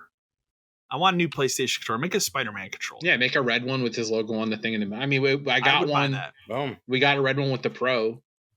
But true, yeah. But that was you had to buy the system to get that controller. Yeah, but still, whatever. I'm gonna end up buying whatever the $150 collector's edition of this game is, anyways. It doesn't matter. Do you think? What did they do for the first one? Was a statue? Right? It was a statue of him, but then like it had representations of each of the villains on it. So that's why the statue. Yeah. Remember, the statue was a spoiler because they had not confirmed in all of the marketing that Doc Ock was actually a bad guy in it. Like he was in the game, but they had never said that he was going to get his arms and do all that kind of stuff. And so they actually said, like, if you don't want to spoil anything, don't look at the statue when you open the game because it has one of his arms like wrapped around it. So exactly. But I now you say that it's weird because I like from all the mediums, like I almost think that is my favorite like way they've handled the Doc Ock Spider-Man story. He's so good. It's good in that game. It's so good in that game, even compared to like the Sam Raimi movie. It touches on some of the stuff from 2 where like he's a mentor figure and they do the good thing where like they pit him against Osborn and then like they both helped create Mr. Negative, who was in all of the marketing was the bad guy of the game. Yeah. But it turned out like, in the classic twist, like through half of it, sure. So they handled that. Like that game was written incredibly well. It plays incredibly well. It looks amazing. Like it's just everything about that Spider-Man game is the Spider-Man person was like perfection. Again, the only thing we've said is like I really hope there's some variety to this city a third time. But yeah, because it's New York City again. But right, that would be the really only thing I'd throw out there. Obviously, it would be they're going to throw so many suits in this game too. It'd be a letdown, but it's something I would get over as long as the story and everything is good. I mean, at this point, I'm just glad we're getting good Spider-Man games because I don't think I'm going to get a good Batman game again for a while. So, I could take Spider-Man, and I don't think I'm ever going to get a new Superman game at this point. So, I'm just happy we're getting good Spider-Man games because they've all been good so far. So, that wraps up our news. Though we will go ahead and jump into emails. We got a huge variety of emails this week.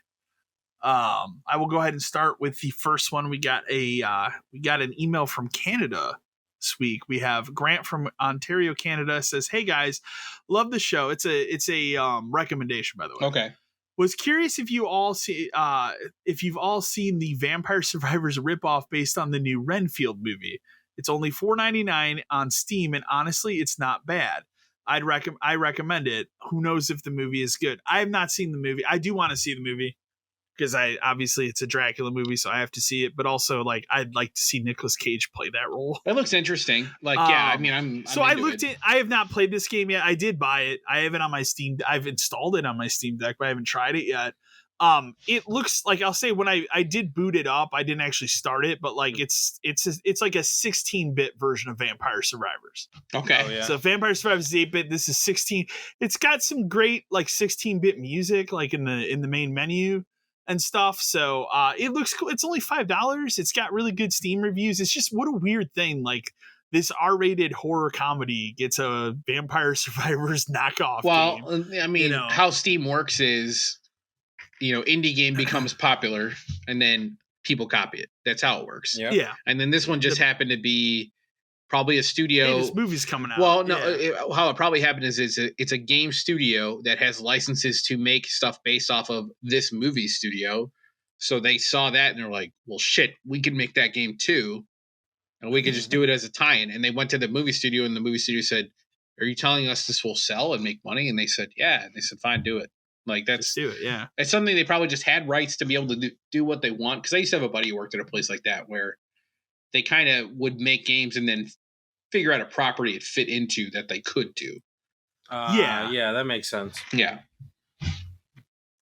So our next email comes from Jackie from Redacted. So, it's a good GameStop email. Love it.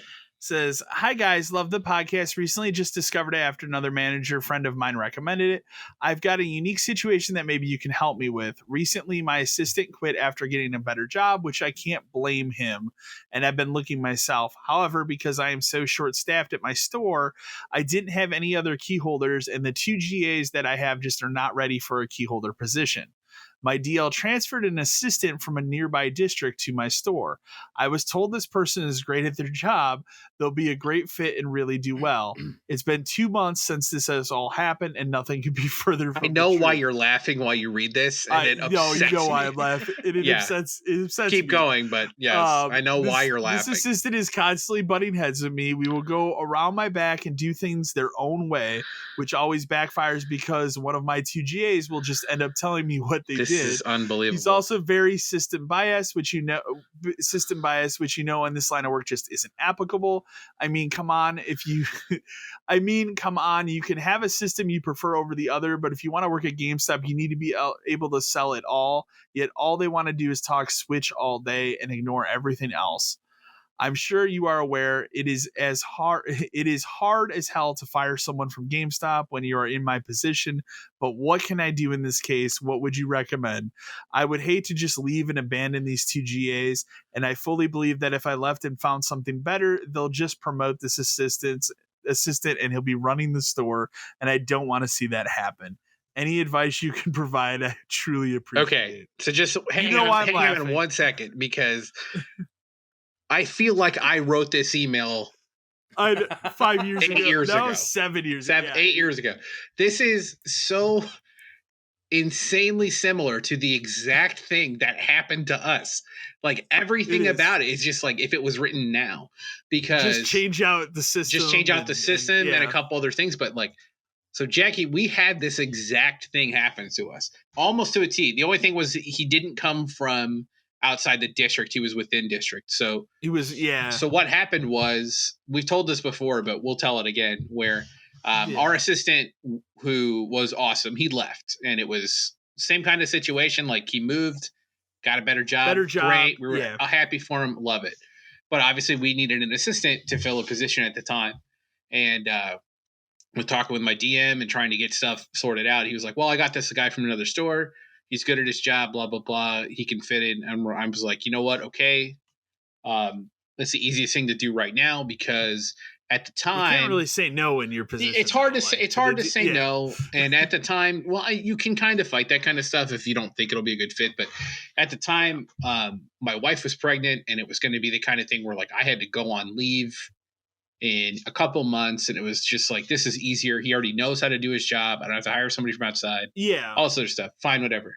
We bring him in, and he is a dumbass. Like he was awful. Like he was so bad to the point where none of us could figure out why he would ever be recommended to come to another store.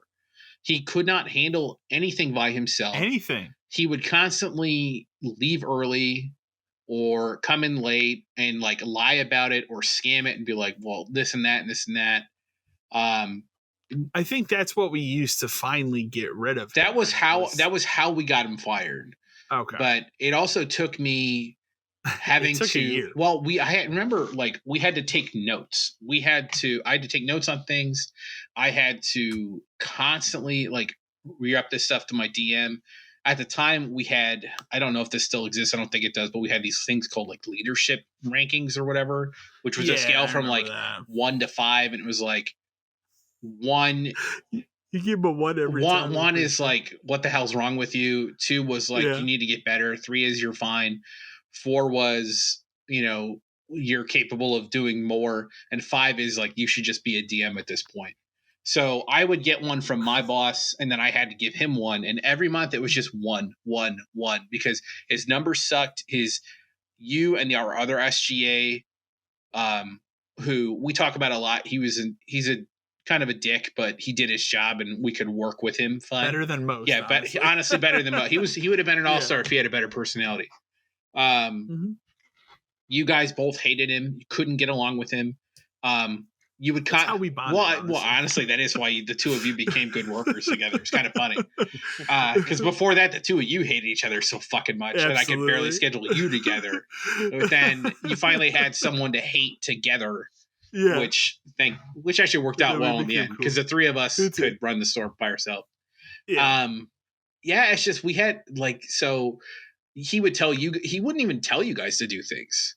He just it also got to the point of just laziness where like maybe I would come into close and he'd open, and like he wouldn't have even either he wouldn't have taken the money from the previous night to the bank. Mm-hmm. That was a big one. He did that a lot. Yeah. Or he wouldn't have done any of the system counts. And it's like, you have to do that before you open the store. And this was a different time. Remember, this was a time where we could get to the work an hour before we opened. Like we had this time, isn't like today where like you might have like, I don't even 12 know minutes. What it is. I don't know. 12. Yeah, exactly. So you had plenty of time to come in, and like we had, we would have a lot of daily tasks, DOHs, all that kind of stuff, but you had time to get them done. And this was also a time where our store was not busy in the morning on a weekday if there wasn't a reason for it to be busy. If school was in. Yeah, it's just our store was pretty chill, and he would never get anything done. He would make bad decisions all the time. And the funniest thing about this entire email is this talk about like they love the Switch. My God, if you think that person loved the Switch, this guy loved the Vita more than anyone ever really should. The Vita's a fun system, but like he would he would never stop talking about it to everyone. it was to the point, and I don't know if this is how your situation is, and I've mentioned it before when we've talked, because we've talked about this situation on the podcast previously, but he would talk people in to buying a Vita Yeah. for absurd reasons. And this was when And they Vitas would were do it like and then return it. $170 for Yeah, easily. and then they would return it the next day because he'd say something like, well, you know, you can use the Vita remote play to do your Destiny raids. Yeah. You know, and people would believe that and go, oh, wow, it's going to work really well. And then they come back the next day to return and go, this doesn't work like that at all. Yeah. I'm like, yeah, I know that. But why did he tell me that? I don't know. He's not even here. We had to have It got to the point where I had to go to him and be like, stop selling Vitas to people that don't want them. I did too. I literally had to be like, it's insane. It's one thing if someone comes in and asks about Vita games or even PlayStation stuff. Even PlayStation stuff is fine if like they're interested in that and they're looking around.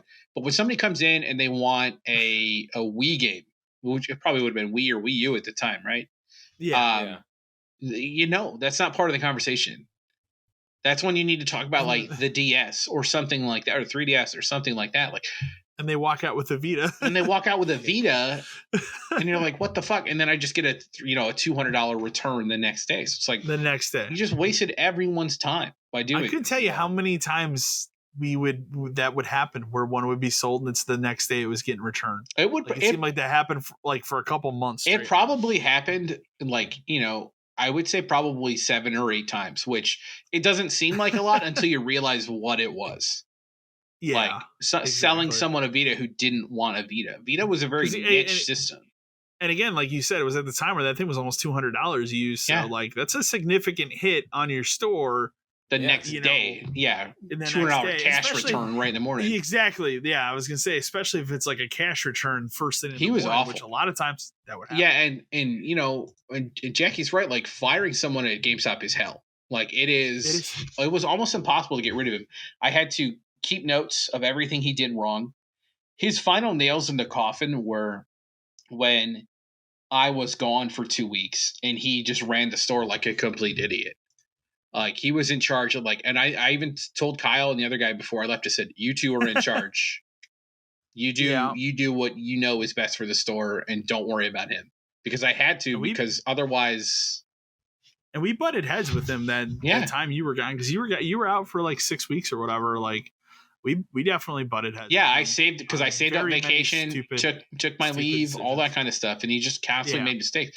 And even though I was gone, I told you guys like, you can text me, it's fine, whatever. And you guys would, and I'd just be like, and every time he would text me something dumb he would do, I'd be like, write it down, write it all down. That's what we did. Yeah. And then he dug himself his own grave when Batman Arkham Knight came out and he was running at midnight and he ran it like an idiot. And our boss happened to walk in at the time and realize, didn't they take him outside?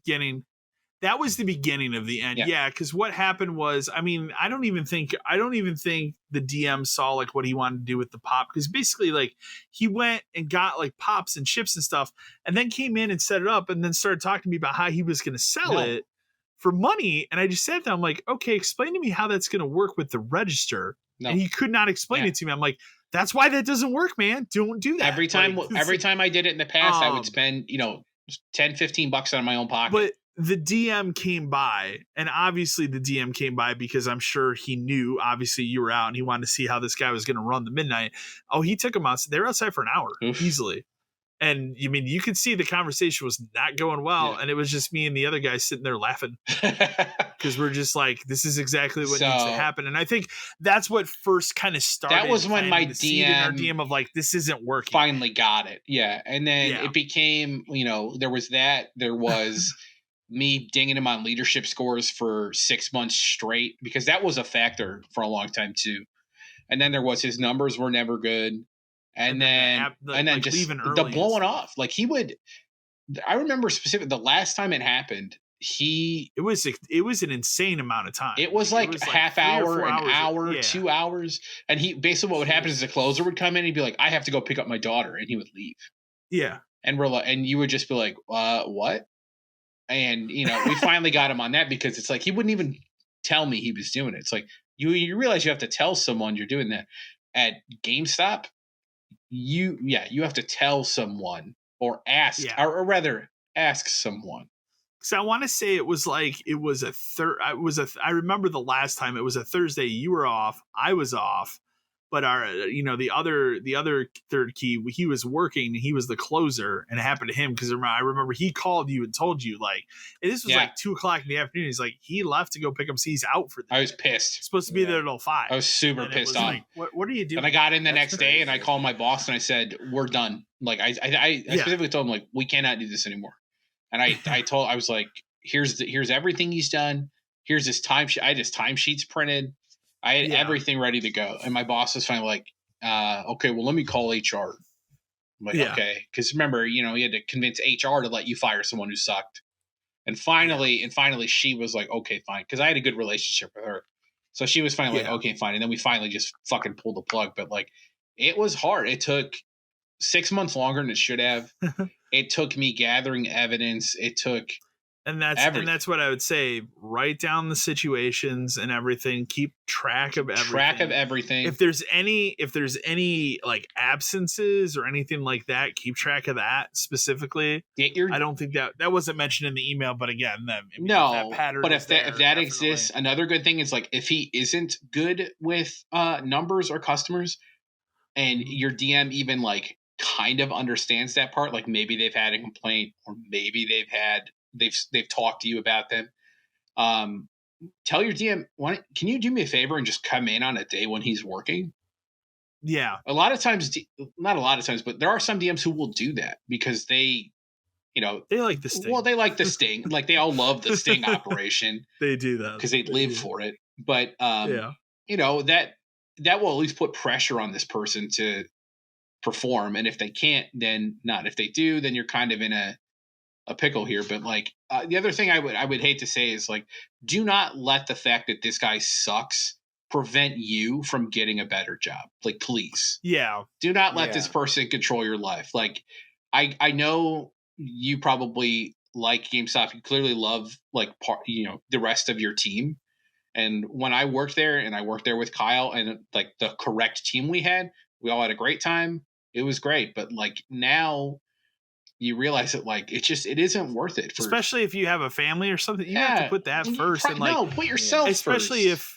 But I mean, like if you get an opportunity to leave because you find a better job, don't put that on hold. No, for this. I would, I know it sucks that like he would take over that store and probably run it into the ground, and that sucks. But GameStop stores go through cycles with managers. Like it just is it's a way of life. With there were plenty of other stores that we liked where they lost their manager and they became garbage for months until they got somebody new. But if you get a new job, just tell your GAs like, I got a new job. I have to do what's best for me, but encourage them to do what's best for them too. Like maybe they're college kids who just want to work at a game store or whatever. That's fine. Yeah. That's fine. And they can make their own decision whether or not to put up with this guy, but for sure, encourage them. Like I got out, you can too. Yeah. Leave this place to rot. Exactly. Next email we have comes from Skylar from West Falls, New York. She says, "Hey guys, just a quick question. Do we live in an entitled video game generation? I mean, look at what's happened with Suicide Squad. The audience massively downvoted that game after the recent trailer, and now it's on a 10-month delay. Redfall could easily get delayed due to the issues with 30 frames at launch, not to mention the PC version is confirmed to have de novo as well. I just feel like a generation or two ago, this just never happened. The game would come out, and it was, well, this is it, and people just accepted it. Now anything that gets any force behind it can delay a game. What do you all think?" I mean, the first thing I would say is social media. Yeah. Like that didn't exist 2 generations ago. Yeah. That's ruined a lot of stuff because unfortunately social media, you have social marketing, you have that is literally a job that did not exist 2 console generations ago. And it's an important job. It's important because now they can look at trends and they can go, well, people don't like what we're doing here. We need to change that. Well, and if that person's also out there having to defend things that arguably are good and people just don't want to accept it. Like, people destroyed that Suicide Squad thing because they hate Battle Pass and they hate this and they hate that. That game's getting delayed for a long time. Battle Pass ain't going away. Like that's just not. Yeah. Like that's an ingrained part of that game. But I mean, but things get changed sometimes and sometimes for the better. Like, I mean, the Xbox is the perfect example of people complained and it changed. The Xbox One system, as a whole, is the bright example of like, hey, we do not want this system this way, and they spent an entire generation course correcting every mistake. Mm-hmm. And they still, even over Sony, are the ones that will course correct if they make a mistake pretty quickly. So, whereas like Sony, especially this generation, Sony's been very radio silent on a lot of stuff. And I think a lot of that has to do with, again, Jim Ryan's so focused on Call of Duty. I just realized we didn't talk about any Activision stuff this week. Thank God. Not to get off topic. We got approved a couple I'm glad more we places. didn't have to. Yeah, whatever. The other thing about it too is 2 generations ago, games weren't released needing to be patched day one all the time, or needing a patch 2 weeks every game, like all the time. Or it was what we call a forever bad game. Yeah, or it was just it was forgotten about and left to die. But I mean, there's definitely a sense of entitlement because everyone can go on. Like you see a lot of it happens with movie trailers and stuff too, but game stuff too, where they turn off comments on videos they post because they just don't want to hear it anymore, because everybody goes to Twitter, which is, I don't know, like game companies at this point, they should just get off Twitter too. Like I get that it's marketing, but nothing good happens on Twitter anymore, so you can just leave. Well, now you got to fight for the blue check mark. Just whatever. But yeah, I mean, there's definitely people can change things, but a lot of it is because they think they have smarter ideas than people who make games for a living. Yeah, like we have opinions about it, and I know a lot about it just because I've been around it for so long, and I've seen how changes and stuff affect sales like directly on everything. Like I watched the Xbox One get destroyed because of what happened. Games are also a lot more complex today than they were 2 harder to make. Ago they cost more money to make. Cost a lot more money. They take longer to make. I mean, even if you think about look at the time between Horizon 1 and Horizon 2, that's 5 years. Yeah. It used to take 5 years to make a sequel for a game. Well, another part of it too is games are more expensive now, so people expect more out of them. They do. But then you also have more games coming out now than ever before because of all this indie stuff that comes out. And look at a game like digital storefronts. They didn't exist 2 months, two generations ago. So you've got a $5 game like Vampire Survivors, which is a game of the year for a lot of people, going up against a $70 game that like Saints Row. Like they can take forever and fix stuff and still be garbage because they were garbage in the first place. But social media's ruined a lot of shit. And I just for sure. Wow. There's definitely like Suicide Squad when they announced all that stuff. So like, there's a battle pass and stuff, and I just kind of went, yeah, of course there is. Like because I understand that's every game now. But I understand like how they want to make money off of this game for years, not just like one sale and it's done. Look at Destiny. Look at all this stuff. They just want you to keep buying the same game. They're not going to take that out. Exactly. Next email we got a couple of these designated to me, designated to you, Dan emails. This one I will read it. I'm not going to spend a lot of time on it. I could literally spend hours on this topic, but I'm not going to for your sakes. This comes from, and it makes sense why this is coming from Chicago. Brett from Chicago, Illinois says, "Hi guys. This question is mainly for Kyle, and it's not a video game related one, but I felt like I could ask it here. You've said in the past on your Marble Gallery YouTube channel that you are a massive Smashing Pumpkins fan. I'm curious with the release of this new album this week, how are you feeling on it? I'm a fan myself, and I haven't been able to get into this recent music between Atom, that's the name of the new album, and I think you pronounce it, I've always said Sear, which is spelled C-Y-R. Would love to know what you think, and apologies for not asking a game-related question. Keep up the good work with the podcast, the YouTube channel." So I could literally spend hours on this topic. I'm not going to. I've watched a lot of stuff about how the Smashing Pumpkins have recorded music over the years. I just watched, and I'll say this: if you are any fan of the Smashing Pumpkins at all, go look up on YouTube the Rick Beato interview with Billy Corgan from I think it was last November, because he goes in depth about how they recorded those early albums, and it explains a lot of why the music they're putting out now is in my opinion not as good as what was coming out back then. But my main issue, it's probably the same issues you have, is when they kind of came back, they brought back most everybody except for Darcy, because obviously she's never going to come back to the band. They put out that Shiny Oh So Bright. They had that great tour. I went to that, I went to that tour with some friends. It was a fantastic show. That album was incredible. And then they put out Sear, which is like very, I don't want to say, I don't know why techno is the first thing that came to my mind, but it's very, not even piano based, but I'm trying to think of the word, but it's very not like a Pumpkins album. And then they're doing the same thing with Atom. Atom is or Atum. I don't know how you say it. I've been saying Atom. It's ATUM. That is it is super bloated. It's three albums in one. It is called a rock opera. Out of what I've heard of it, I've only heard the first two because they put out each part like over the last couple months. The third part comes out next week. And then the record that I, of course, have to buy that's like $90 comes out next week. And I kind of don't, right. I don't want to buy it, but I know if I do not get it day one, I will not get it. It'll be $250 the next time you see it. Hey, man, I could go on Billy Corgan's Tea House and buy it for $500 if I want a signed copy, right? Well, I'm not doing that. It's incredible. It's too overbloated. There's maybe a couple songs on it I really like. And I think the thing that I would say, and the two biggest reasons why I think their music now is not as good as it was. Number one, you have arguably, in my opinion, the greatest drummer in the world, Jimmy Chamberlain, reduced to basic beats. Like he's not drumming like those old albums. He's drumming these very basic generic beats that it just doesn't make sense why you would do that when you have such a great drummer. And then the second part is, however they are miking and doing the vocals for Billy Corgan, it's too much. It's too close. It's too loud. I watched a really good video, and you could watch this on YouTube as well. And this is the last part of this I'll say, and I'll be done.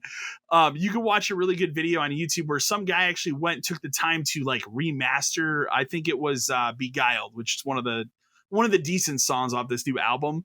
And he just fixed the audio levels of, Billy Corgan's vocals and stuff. It sounds way better. Like something as simple as that. And it just seems like they're focused so much on using like Pro Tools and stuff instead of those early albums.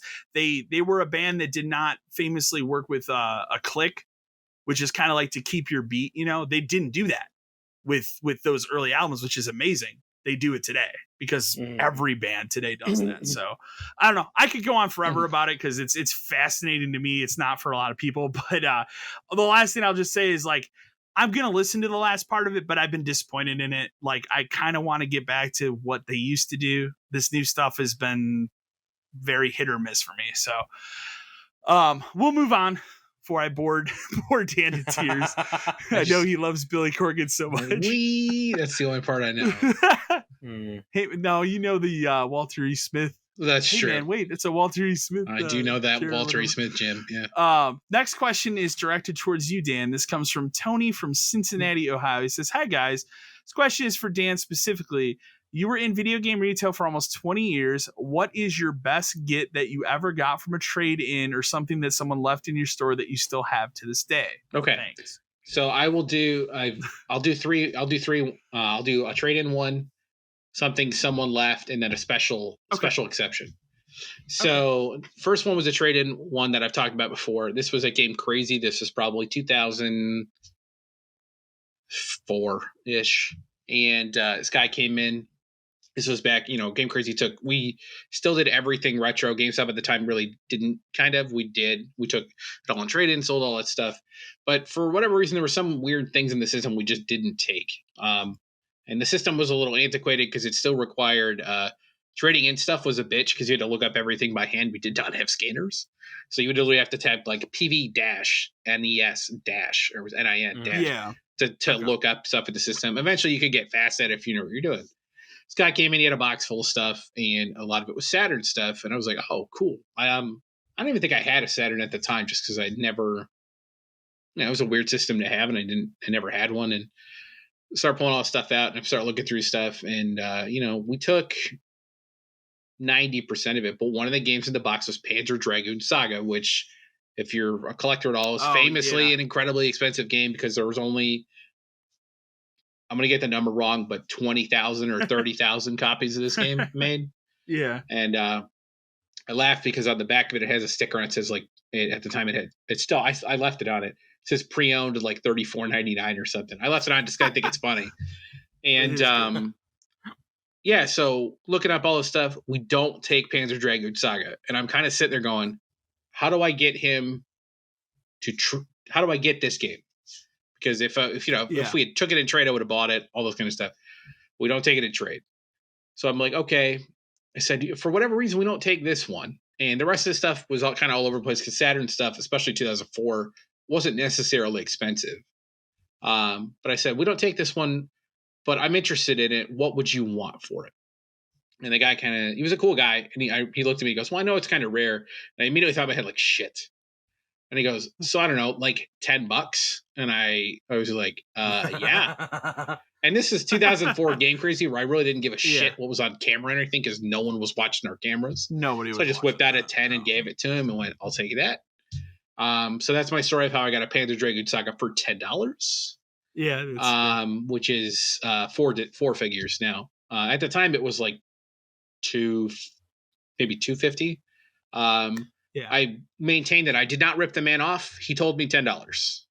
Yeah, no, I did. He set the price. That's what he told you. I agreed to the price. He also did not care, and I don't think I ever saw him again. I think I ended up buying a couple of the other ones he traded in. Like I think there was an original Panzer Dragoon and some other stuff. So that was a good like somebody traded it in story. Here's a good like kind of special occurrence kind of a thing.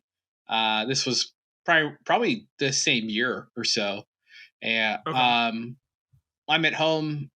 It's my day off, and I get a phone call at like 10:30. My boss wakes me up, and I'm like, "Yeah, what?" And he goes, "Hey, there's a guy here, and he's got like a box full of like 32X stuff and Sega CD stuff." Just like a box full of it. And I was like, okay. And for whatever reason, CD and 32X were stuff we really didn't take. Probably because they were weirder systems. Even then, they were weird systems. And I said, okay, so what about it? He goes, well, we don't really take anything in the box. Do you want any of it? And I said, what do you mean? He goes, well, the guy's just looking to dump it. I said, well, what does he want for the box? And my boss goes, oh, like $40. And I said, I'll be right there. So I get out. I lived like 3 or 4 minutes from the store. It was down the street. Yeah. So I just, I got up, threw on some clothes, grabbed my wallet and left. Show up, the guy's still hanging out there. And he's like, hey. And I'm like, you just want $40 for a box? He's like, yeah, I just don't want it anymore. Okay. Give him $40. He leaves. I start going through the box and it's got like the front loading Sega CD, which sits under the Genesis 2. Sonic CD was in it. It had boxed 32X games, one of which is was Knuckles Chaotix, which is like $250 now.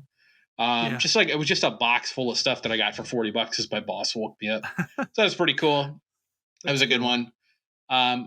I will say over the years there were also like numerous like people would trade stuff in, and you would do this too, where we immediately be like, I'm buying this kind of a thing. That's how I got my copy of Soul Silver complete the day after it came out. Because some guy came, he's like, I don't want this. I'm like, well, we gave X for it. He goes, whatever. And then I bought it like 2 seconds later. We would do that a lot. It got to the point where towards the end, when GameStop started taking retro stuff again, like all that that GameCube and stuff, even if we didn't take it, because there was a lot of stuff we didn't take, I would just take it as something else and then buy it. Because again, like 95% of the time, the person trading it did not. They just wanted it gone. They wanted it gone. Yeah. So like you traded in a GameCube game we don't take, like Medal of Honor or something, I'll take it as whatever, and then I'll just buy it for that price, and everybody wins. Doesn't matter. And then one of the best things I ever got that was left behind is some lady came in while I was at GameStop by myself. This is when we started to take retro stuff again, but weren't taking everything. And she came in and she's like, I got a whole bunch of video games in my car. Do you guys take them? I said, well, what kind of stuff is it? She's like, oh, they're old stuff. And I'm thinking to myself, hell yeah, we do. And so I told her, like, yeah, bring it in. I'll take a look at everything. So she brings it in, big Rubbermaid tub, 2 big boxes, all this stuff. She has a boxed NES like play action set and a boxed 3DO. And like all this stuff, and I'm looking through everything, and I kind of sort out like what we take, what we don't take, and put so I was like, okay, so we take all of this, it's X amount, but this stuff over here we don't take, and it was just like odd pieces, parts. The 3DO, we did not take 3DO stuff. Some other stuff was like, we don't take that, and she goes, oh, and I said it's kind of a shame we don't take it because I would be interested in it, and she goes, She's like, you would? And I said, yeah, I told her, like, I collect stuff. So I would like take it and keep it. She goes, well, then you could just have it. And I said, what? Yeah. And she goes, yeah, all this stuff. She's like, all yeah. this stuff, like, you can just have it. I'm like, are you sure? She goes, yeah. She's like, honestly, I don't want to put it back in my car. I don't want to Yeah. go to Goodwill and drop it off. She's like, as long as it's going to go to somebody who wants it, that's all I care about. I told her, thank you. And I gave her cash for the other stuff. And that's how I got my boxed 3DO and a boxed 3DO, NES yeah. Play Action set. Yeah. So that was, I mean, that would happen from time to time where people would just leave stuff. At my old GameStop, my first one, somebody brought in a bunch of PS1 stuff, and we were like, we don't take this. I said, and they were like, okay. And then they just left on the counter and they left. Okay. So I got I got a couple sealed PS1 games out of that. That would happen every so often, but those are three of the best things I ever got. The best ones that are memorable. Yeah, that's for sure. Next email we have comes from Bob from New York. He says, hi guys, maybe this has been asked before, but in your years working in video game retail, did you all ever get robbed? How did you handle that? We never got, we were lucky. I never got robbed at gunpoint, Yeah. But again, I think, and we've said this before, I think on the podcast, but we were very lucky because we did have a like specific string. Like there was a group going around robbing different stores at gunpoint towards the end of when you and I were both there before the store shut down. But our store, famously was not marked correctly on Google Maps. And I think that's what saved us. That helps. Because they totally hit the other store in our town. Yeah. So we would have been pretty us. primed to rob too, because we were kind of tucked away where like if you could find us, it'd be easy to rob us because nobody would have saw you. Because I remember after it happened, like I think there was a couple nights like that we had a cop sitting. Yeah, we called the cops. We have to have a cop here every day, and they were cool about it. Like they understood. But we were in a prime location, like no lights, no anchor store, parking lot, a whole bunch of shit. Store. We never got robbed at gunpoint. We got really lucky. It never would have happened to me at the Game Crazy just because of the way that place is built into a Hollywood facing a major road. There's no way. Constant foot traffic. Like no one would have robbed that place at gunpoint. Yeah. We had people that would steal stuff. Oh, find shit would get stolen later. constantly. Especially like the control, like we would purposely not put out like controllers on those things, and then you'd have the DM come like, you have to have this out here, and then somebody come in with a box cutter and just rip it off. I would get yelled at for not doing it, and I would constantly tell them like, I'm not going to do it. Like if you want to write me up for it, I'm not going to do it because the minute I put anything out here that's worth money, it will be stolen. One of the biggest thefts we ever had, and I didn't realize it till inventory, was somebody stole a bunch of Leapster shit, which is crazy to me because that can't have any value of any kind to anyone. Like it's Leapster stuff. It was like $20 Leapster games, which we only had because there was a Toys R Us across the street from us. And then eventually when half of it got stolen, I told my boss, like, I'm putting it away. And he goes, we'll just transfer it out. And I said, good. We got lucky. Never had a gun. Had attempted thefts that I stopped. I told the story about the guy trying to go behind the counter to get a DS. That was really good. And we had I think we've talked about in the store on the podcast before as well, but the kid that planned to rob us. Yeah, there was that guy. There was that. Told but his we buddy. Never actually, it didn't happen. Got him banned from the store and had a cop sent to his house. That was good. Oh, that was it. I mean, that was an interesting situation, but again, it didn't actually happen. I don't know if it ever would have, just because the kid seemed, we'll say dumb. But I would just say it seemed like somebody who would maybe think about it and then puss out at the last minute. Yeah, that's get the to way the I would describe it. Yeah, and be like, I can't do this. So I will say the Subway I worked at got robbed. Somebody robbed a Subway for what? Yeah, so like it was a guy. Some sandwiches. I was the assistant manager at the time, and I was running behind. So I had called the guy that was working, and I was like, hey, man, just to let you know, I'm running a little behind. I'll be there as soon as I can. He's like, yeah, cool. He's like, it's not really busy. So I pull up, and it's surrounded by cop cars. Oh, no. And I was what the hell happened? And I walk in, and he's like, oh, hey. And I was like, what happened? And he's like, oh, we got robbed. And I was like, all right. How much money you get from a Subway? Like $180 or something? Oh, Jesus. But yeah, like, so we had cameras at that time. So like I watched the video back, and the guy came in, ordered a sandwich, got to the checkout, And at that time, he pulled out a gun and he was like, he told the guy, lay down on the Shorty floor sandwich. and open the drawer, give me the money, and like count to like 100 before Sure. you get back up. And Yeah. the guy was like, yeah, okay, whatever, dude. I don't Yeah, care. whatever, man. And he, just took whatever and then laid on the ground. And yeah, I walked in and I was like, I think you should probably take the rest of the night off, dude. And Yeah. he was like, yeah. I love the fact that the guy went through the whole build your sandwich process. Yeah. Yeah. Oh like, yeah, to let me stand there for let me that. get some tomatoes and lay down on the ground for 100 seconds. Yeah, like also yep, that fuck, pretty $180 you have. That's how it like, went. was that worth it? Oh, Wow. wow. You ever catch the next guy? email. Yeah, they ever catch Hell the guy? no. No, of course not. Cops went, it's a Subway, everybody, and they left. Yeah, exactly. The only thing that's happened like that, like around me lately, is not where I live, but in the town next to us, we have like one of those freezes, which my girlfriend and I go to all the time. It's humorous how stupid this is, but two dumbasses who live in like an apartment complex 2 blocks from this freeze decided, hey, we're gonna go rob it. It's people. And they go rob it. Here's the stupid part of it. This freeze is located in front of the fire station. And what's behind the freeze? The police station. Guess how fast it took to catch these people? 30 minutes. 30 minutes. Yeah. And now I think when I saw their bond was set for like $350,000 or something, like they're not going to have that money. Like they're destroyed. I will say the thing about the robberies that were in our neighborhood, the only thing that was weird about them was the people who did it clearly had a knowledge of GameStop because they used terms that only employees would use. Inside people would know. And they knew where things were and how to get to them. For sure. So yeah, I think they were looking for systems. I think they eventually caught them because at some point, remember, they started putting trackers in systems. You remember that? They had the little GPS. We had to put some in ours, I think, didn't we? That's what ended up catching. Yeah, we had little GPS things. In ours. So you would put a GPS tracker in like 1 or 2 systems, and you would make them the easiest ones to grab. So like if it was a PS4, you'd put it on top. So like if they came in and did do it, and because they were having people hand them systems, you would hand them that one, and that's how they eventually caught it. But yeah, we got lucky. They hit everybody else around us except that.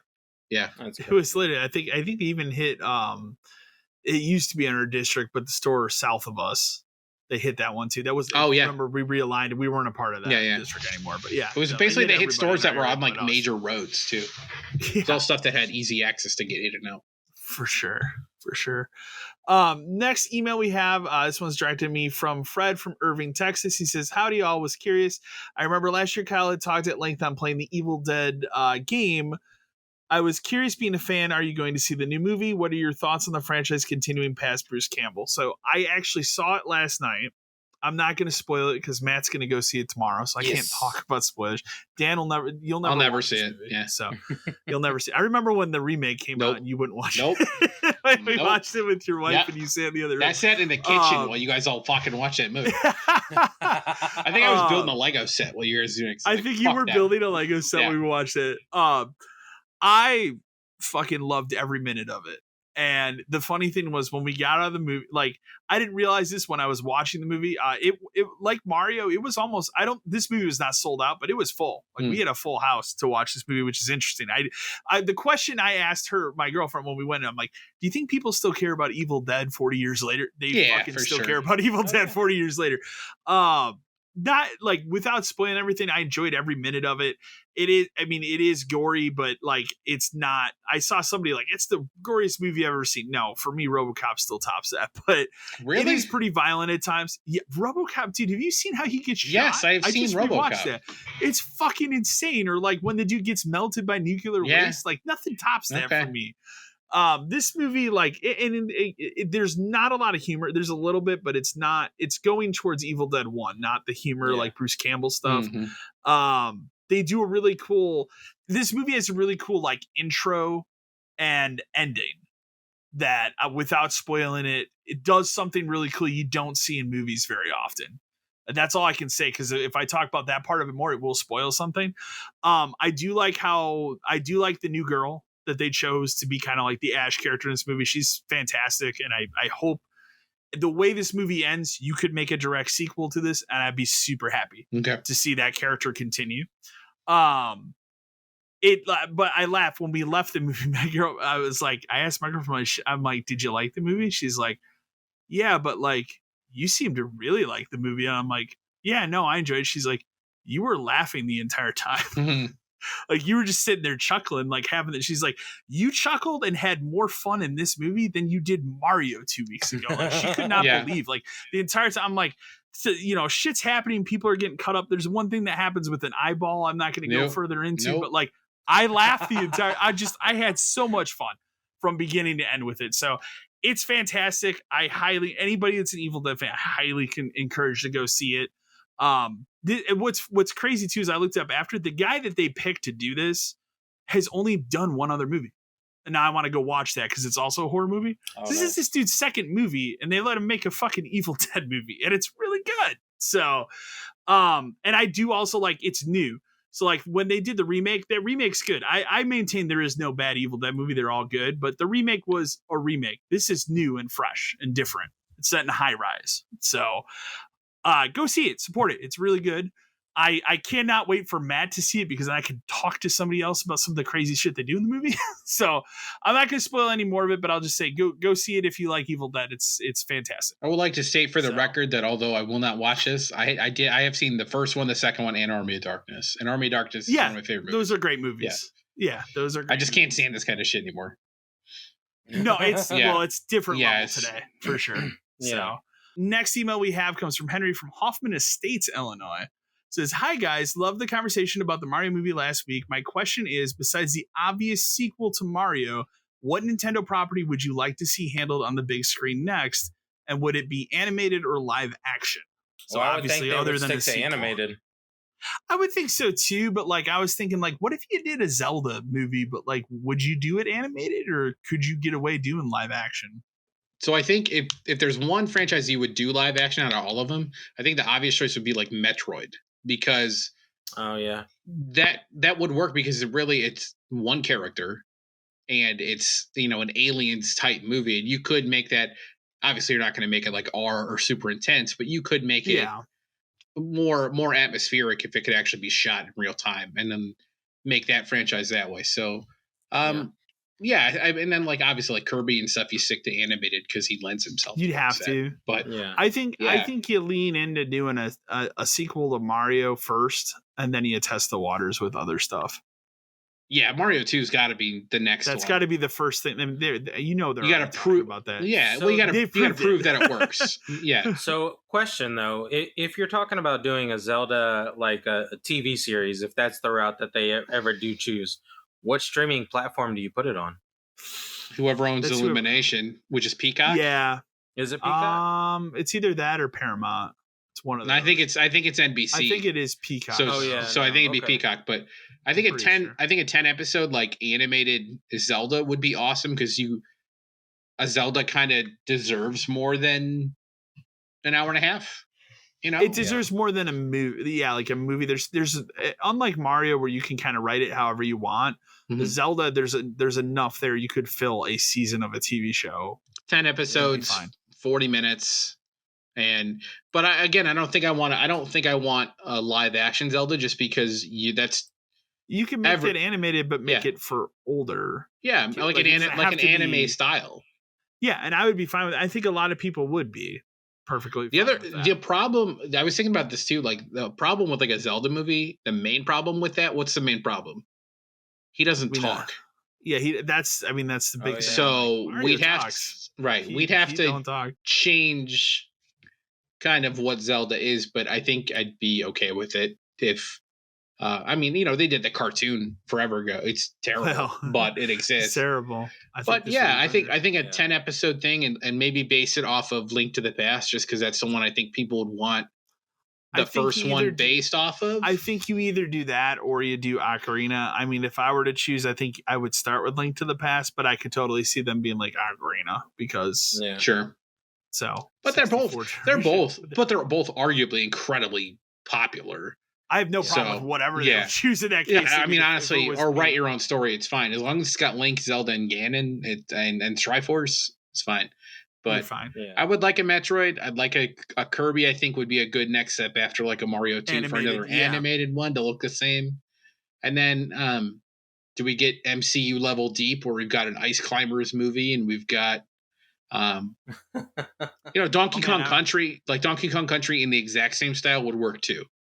Yeah, man, I was thinking Star Fox with some puppets. Oh God, oh my God! You talking about like the puppets from like the direct they did the one time? Yeah, that's what I was thinking. Oh fuck! I would watch a puppet Star Fox movie. Shit, dude, I'd be super. I think a lot more people would than you would like. I think, but again, that's a great like other style of a movie. But like people love the Star Fox puppets. They do. Yeah. They would do that and be fine. Oh man. So, but yeah, I mean, again, I think the most obvious answer is you do a Mario sequel. That has to come first because they have to prove they can do it again. Yeah, for sure. Next question we have is geared towards you. I'll probably chime in on this too, but it's more geared towards you. Comes from Rusty from Coldwater, Ohio. He says, "Hi guys. This question is mostly geared towards Dan, but as someone who has never played any single Final Fantasy, where would you recommend someone to start?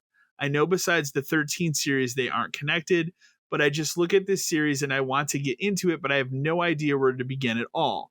I have played other JRPGs like the Tales series, Dragon Quest, and Star Ocean, but I'm honestly a bit embarrassed to like this genre and not have tried what many to be considered the JRPG series. Thanks." So the good thing about Final Fantasy in this regard, there's so many of them, and they're all so different that there are many like jump in points that you could do. So it kind of falls to what kind of game you want to play. Like if you want to play like a Dragon Quest style game, like an older Dragon Quest style game, then maybe you want to start with like 4 or 6, because while they're 2D, they are both most people love 6. I like 4 more, but they're both incredibly good, like story driven, very well written, job based games that will kind of get you into how a Final Fantasy game kind of works with summons and magic and all that kind of stuff without being a 100-hour like slog like some of these can kind of be.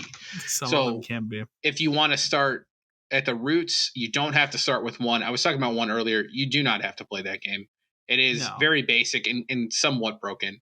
4 or 6 is a great jump in point. I would say 4 and then just play 6 because they're both really good. If you want to jump in like the early, I'd say like the golden age of Final Fantasy. That's probably a good.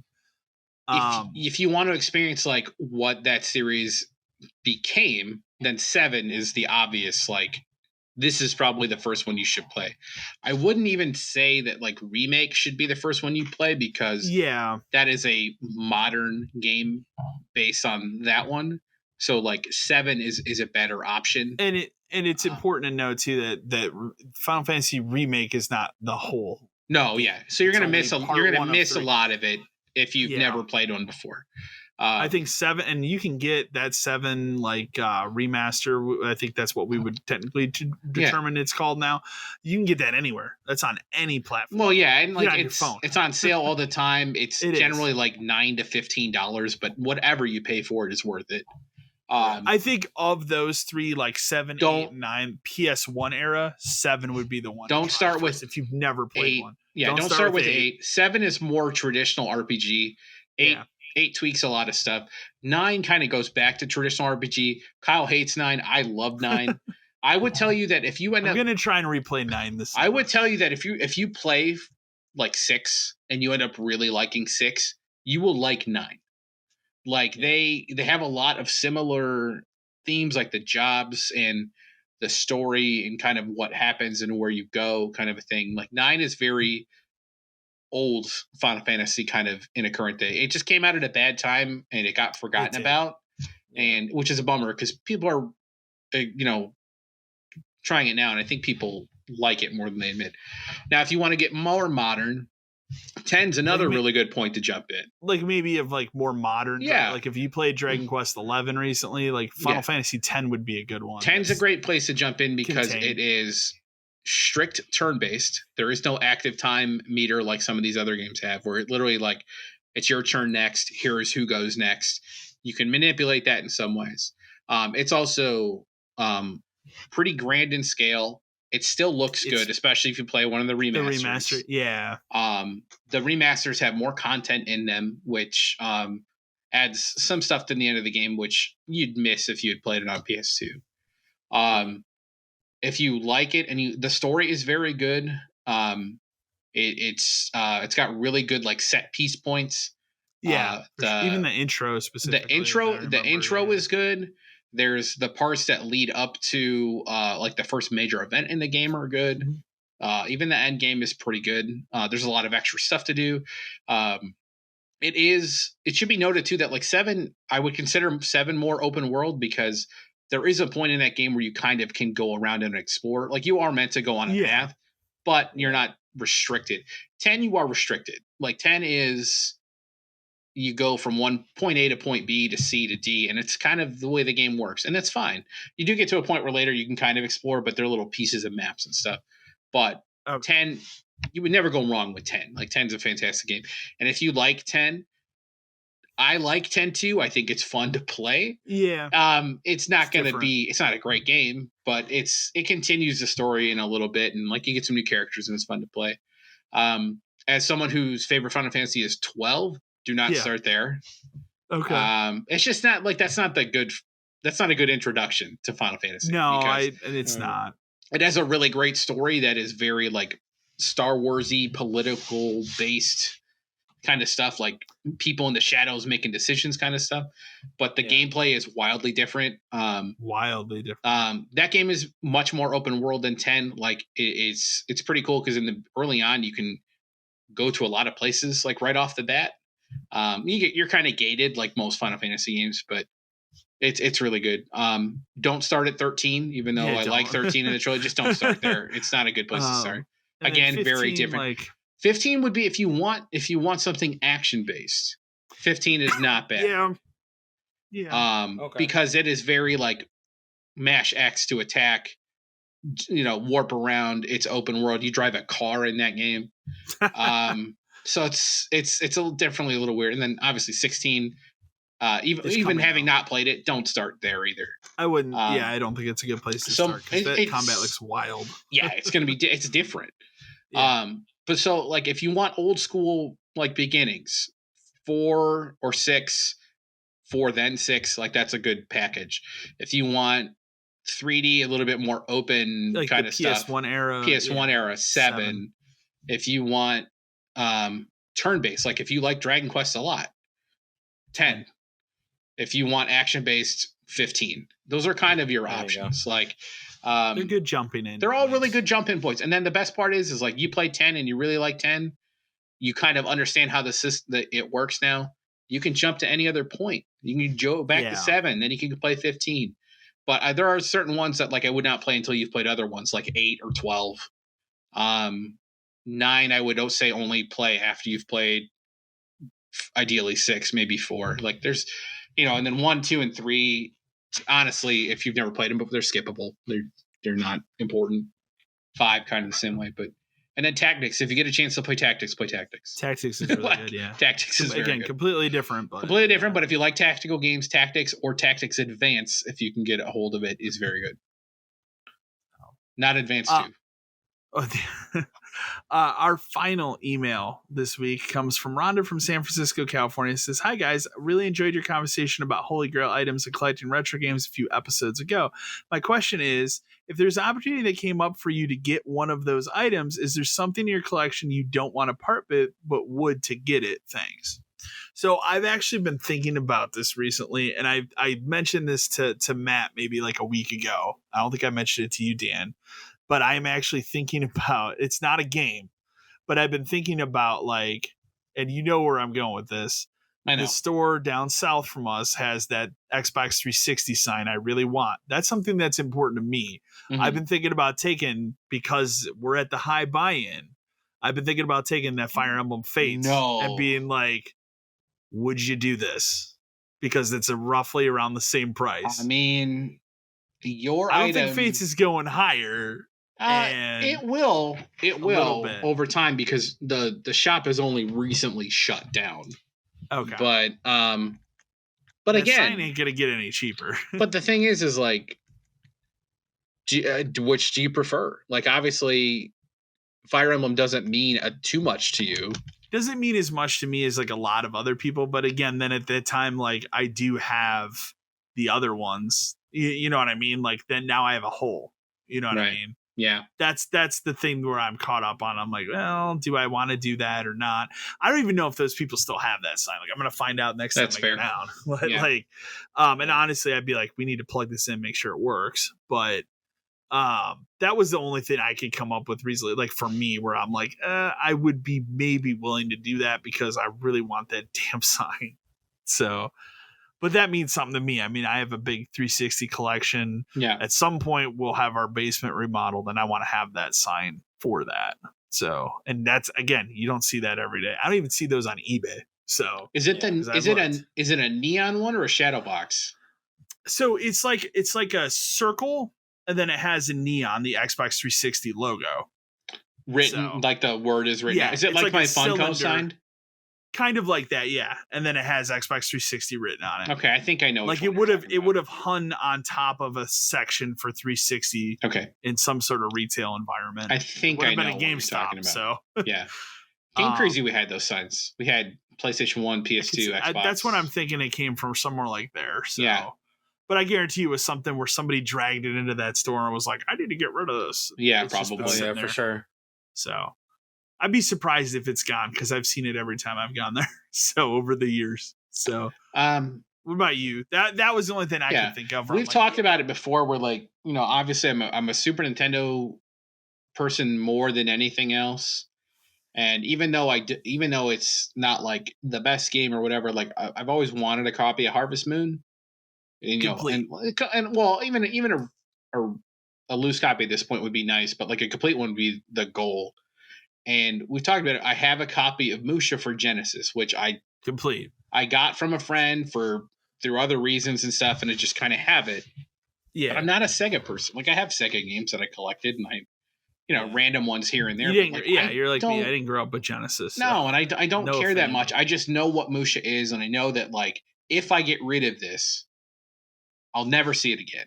Or if I do, it's just like it'll be too far gone for me. But like if I had a chance to, and somebody was like, and we made the value work, like Musha for Harvest Moon complete. Like, yeah, I got to figure I would do that, right? Because Harvest Moon's at least as rare complete as Musha is complete, right? Absolutely. So that would mean more to me. There's other games I could probably talk myself into getting, like if I got like a complete Chrono Trigger out of it too somehow. Although that has exploded. That is exploded for sure. But I would. There are certain things I would part with, like that. Maybe even Panzer Dragoon Saga at some point, because again, I'm not a big Saturn guy. I just kind of lucked into getting that game, but it doesn't mean that much to me. Like whereas something complete for Super Nintendo would, or if I could get some kind of crazy Game Boy game complete or Game Boy Advance game complete. What about you, Matt? Yeah, I would be looking for like a complete inbox version of the Mario RPG. Yeah, you've talked about that before. I would definitely. I think that's just overall one of my favorite games that I've played. So I would probably drop. I don't know, like if anything in my collection that's of as value to that, I would get rid of. I mean, I was just telling you today that I actually just got a 32X from my friend, but I traded him a completed TMNT2 on NES. Okay. Oh yeah, for that because I love Turtles, but like I'm gonna play the game. I'm not gonna keep it in a case and like hold on to it. So I was like, when I told him I had it, he was like, "I'll trade you for it," and I was like, "Yeah, for sure." Like, if I find something that I ultimately don't need and you have something I want, I'm definitely down for making a trade of any sort. Yeah, like if it's gonna help get something in my collection that I really want, I'm game for it. For sure. But other than that, that's going to wrap up this week's episode of Podcast 572. We'll be back in another 2 weeks. As always, we enjoy all of your emails that you send in. You you can send them to podcast572@gmail.com. We do read them all. I might not post them all because, we get the same questions sometimes, but I do definitely read them all, and we do enjoy all of them. Otherwise, thank you again for listening, and we will see you in another 2 weeks. Thank you, everyone. Stay safe.